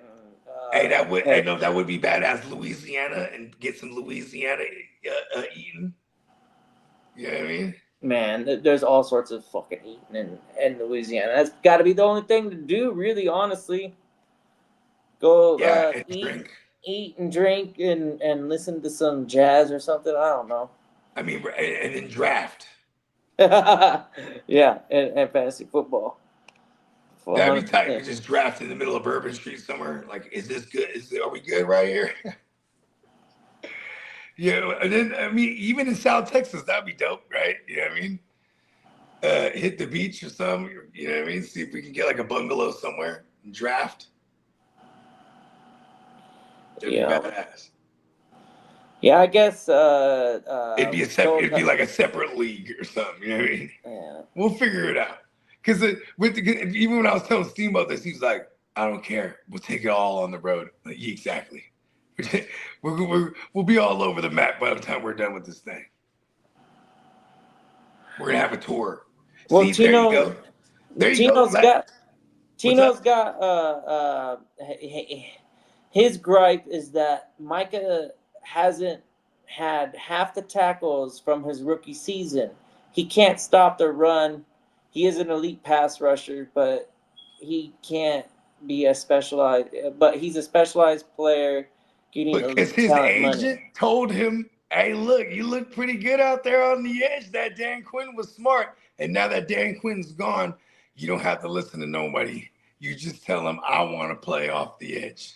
Fuck that. I want that. That's what it is. You've been talking that shit for 3 seasons straight. Like, yo, I want to play defensive end. You can go back to like when they were going into year 3, right? And they asked him about contract extensions and this and that because that was already the talks back then. And he goes, I want to get paid like a defensive end. He just said it straight up. You know what I mean? Back then, he wasn't going to come off of that. You know what I mean? So Tino's another Cowboys fan, and he's also down with the trade, it sounds like. So yeah, and I will say when it comes to Derek and Tino, first of all, Tino's my twin. We were born on the same day. We kind of argue who's the evil twin or not. I'll say it's him, right? But him and Derek, they're both like realists when it comes to Cowboy fans. They're not Yeah. the delusional ones. You know what I mean? They will be quick to yell out, "It's our year," just to troll us. You know what I mean? Or how about them Cowboys? But yeah, he's actually a realist. And my evil twin. He's the evil one. They say I'm the evil one. I wouldn't argue it. Maybe we have. Oh yeah, Antonio. He's the good brother. There you go. 'Cause Yeah, he's a Jets fan. We like. Yeah, and he's our other twin. You know what I mean, same day. Every year I try to get him out, and every year he does this annual like Italy trip. It's like early August, so he's always like, I can't never swing it. But I'm like, well, one of those years when you don't do Italy. And he had just started his little Italy thing. I think it's like 3 years in a row. I'm like, damn, it's right when we started our Vegas thing. You know what I mean? Because one day we're gonna get Antonio IRL. You know what I mean? He's a guy. What up, Crook? What up, Crook? Crook coming out next year too, man. Hey, shout out to our man Crook, man. Condolences, big bro. You know what I mean? Bro, you know what I mean? We meet good people in this space. You know what I mean? And Crook's definitely one of them, man. You know what I mean? Shout out to Crook, man. You know what I mean? And the whole Chicago Clubhouse network. You know what I mean? So, do you agree with this statement? TJ Watt defense was 10th in the league, and they were trash. I mean, Pittsburgh did not. But if you look at the specific metric, that they were bad at was stopping the run too. So they have all these sack totals and all these things, and you know what I mean? You can have the sack leader in TJ Watt, but they were, for the last 5-6 years in TJ Watt's prime so far, they've still been one of the worst run defenses. They drafted this kid Harmon, so like he's just gonna plug up that middle, right? And then you have Hayward, who's like, this is, you know, his swan song year. Because Hayward's never been bad at stopping the run, but you want him getting at the QB and destroying that little interior right there. You know what I mean? Yeah. Because he's still good at that at this point in his career. Hold on, let me go see what the baby wants. Or is she not? Can I still call you the baby? You get mad when I call you the baby now. You're still a baby. Yeah. Trade sucks, I guess. Yeah, I mean, I feel like you could have got maybe another trade partner to give you at least 2 better first rounds, if not maybe even additional first, instead of an old vet that granted has value. But if you're moving off of Micah Parsons and picking up first rounders, you're gonna get real lucky to be able to get into the playoffs with a chance to win. I don't think you're going to beat the Commanders or the Eagles at this moment. Not you can't get rid of Micah Parsons and expect to be a better team. And you already weren't as good as those teams. Dante Fowler, 15 sack season incoming. We'll see. That'll be a lot of snaps. There's a void right there, so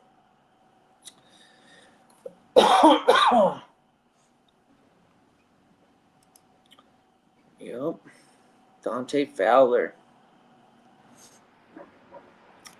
Man, shit. Fuck the second, first, and 27 or whatever. Give me the 26th, first, and Jacobs. There you go. Man, why couldn't they do something like that? Probably because the Packers are going, we're not gonna test the waters with our running back room outside of Jacobs. Wilson and Emmanuel Wilson, EJ Wilson, whatever his name is. No Josh Jacobs.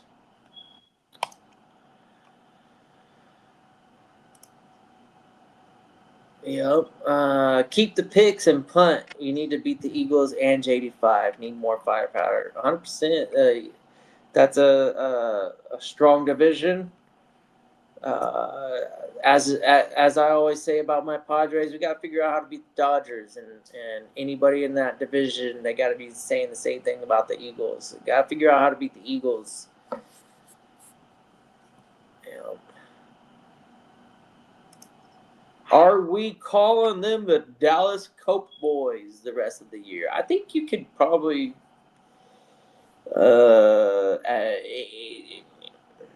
name any last 5-6 seasons. They're definitely coping. Yeah. The Cowboys. They're the lovable losers. No, I'm just kidding. They ain't lovable at all. They just losers. The Jets are the lovable losers. I don't think anybody loves the Chargers, so I'm in Southern California. I run into more Jets fans than I do Chargers fans. Who drafted McMillan? Well, anybody that thought he was a value in the round 3 or 4. I think that the Panthers, man, they're a conundrum. I don't know how really good they are. They really showed me that they have some fight in them last year, and this is a rookie. I think out of all the rookies, I would say him and Golden right now might have the most bright outlook week 1. Emeka Egbuka's in that conversation too because we don't get Godwin. But I'm not. She wanted a Pop-Tart. That's a good idea. A Pop-Tart. Oh shit! Is it toasted or not toasted? So she didn't like it toasted. Well, that's why I stayed there for a sec. I'm not gonna give her 2 of them. I know she's gonna eat 1 out of the pack. So I was like, we need that. But yes, toasted. Yeah. Mm-hmm. I fuck with Pop-Tarts. I mean, I don't know a single soul that doesn't. We only do blueberry. We only do the blueberry or the s'mores. Okay. I like the s'mores one. I fuck with the brown sugar cinnamon. I'm not mad at that. I do the blueberries. They got the s'mores. And then they even got another one where it's like a fudge or some shit like that. Where they got the Oreo one. The Oreo one goes crazy. Yeah, the Oreo one. See, sometimes a Pop-Tart is actually dessert, not breakfast, right? Yeah, exactly. It's just like a snack. Like, oh, I have a sweet tooth. Yeah. Like she was like, I want a Pop-Tart. Like we're standing there in front of the pantry. I'm like, and like, you know what's crazy? Is I don't know if it's just me and my lady, but like our pantry is always stocked for the kids because they eat health snacks. But when other kids come over, they trip out. They go, "Oh my God, peace out, Johnny!" Everything. I'm like, for real. I'm like, poor kids. They don't have snacks at home. I'm like, yeah. Or maybe they just don't let them eat bad shit. Like my daughter's friends always come over and they always just raid the pantry because they're just like, "Oh my God, you guys got health snacks." I'm like, poor kids, just eat. Like you look like you haven't ate. Like, shout out to all the parents in the world.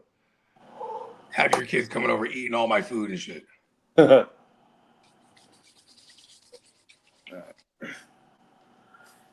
right. You ready to wrap a bow on it? Mm-hmm. Yep. All right. NeonPeacockMerch.com. Memorial Day sale until the 2nd. So definitely take advantage. Excuse me one second. $12.50 tees, 40% off the whole entire site. Hey, let's go. NeonPeacockMerch.com. Yep. I mean, if you haven't checked them out yet, go do it right now. Here's the drop. Go ahead and preview the drop and catch y'all, I guess, on Tuesday. Is that the next time that we're scheduled to get back on here? Tuesday morning. Yep. Everybody enjoy y'all 3-day weekend, man. Everybody Yo, you guys enjoy yours also. Yeah. Eat good, drink good, live good. Yep. Peace, fellas. Enjoy. Have a safe weekend. Peace. Peace. Yeah, man. Peace out. The cat man. Prime 1 with the slap.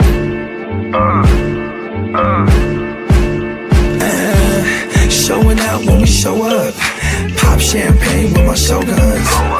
Hella money is the motive. Own ship in the campaign slogan. We showing out when we show up. Pop champagne with my shoguns. Hella money is the motive. Own ship in the campaign slogan. Hella yay for sale. Hella yay for sale. I'ma take this winner's purse. Y'all gon' take this L. I'm in her purse. Yeah, the game's a bitch. Till the day I'm in the hearse. I'ma make this mail. I got a paper bag full of that. Can't you tell? I was making paper stack while y'all was chasing tail. I'm a real maniac. I ain't afraid to kill. Shit's real when you married to the game for real. I'm bout skrill, bout scratch, moving everything for chow mein and loud packs. Pharmaceuticals, yeah, the doable. Dumb racks got the bag going stupid out. Showing out when we show up. Pop champagne with my shoguns. Hella money is the motive. Own ship in the campaign slogan. We showing out when we show up. Pop champagne with my shoguns. Hella money is the motive. Own ship in the campaign slogan. Hella yay for sale, we campaign for real. I'm online like a nerd, but I ain't for real. I'm on the grind with the birds, Eve 8 and 12. Getting high, hella fly, how it made me feel. I live in a digital world. Prima donna fucking with material girls. I was just a mobster from the underworld. On my pocket shit, screaming fuck the world. You on your cop shit, handcuff your girl. Every time my palms itch, stack it up for real. We got work, no cubicle. Dumb racks got the bag going stupid up. Showing out when we show up. Pop champagne with my shoguns. Hella money is the motive. Own ship in the campaign slogan.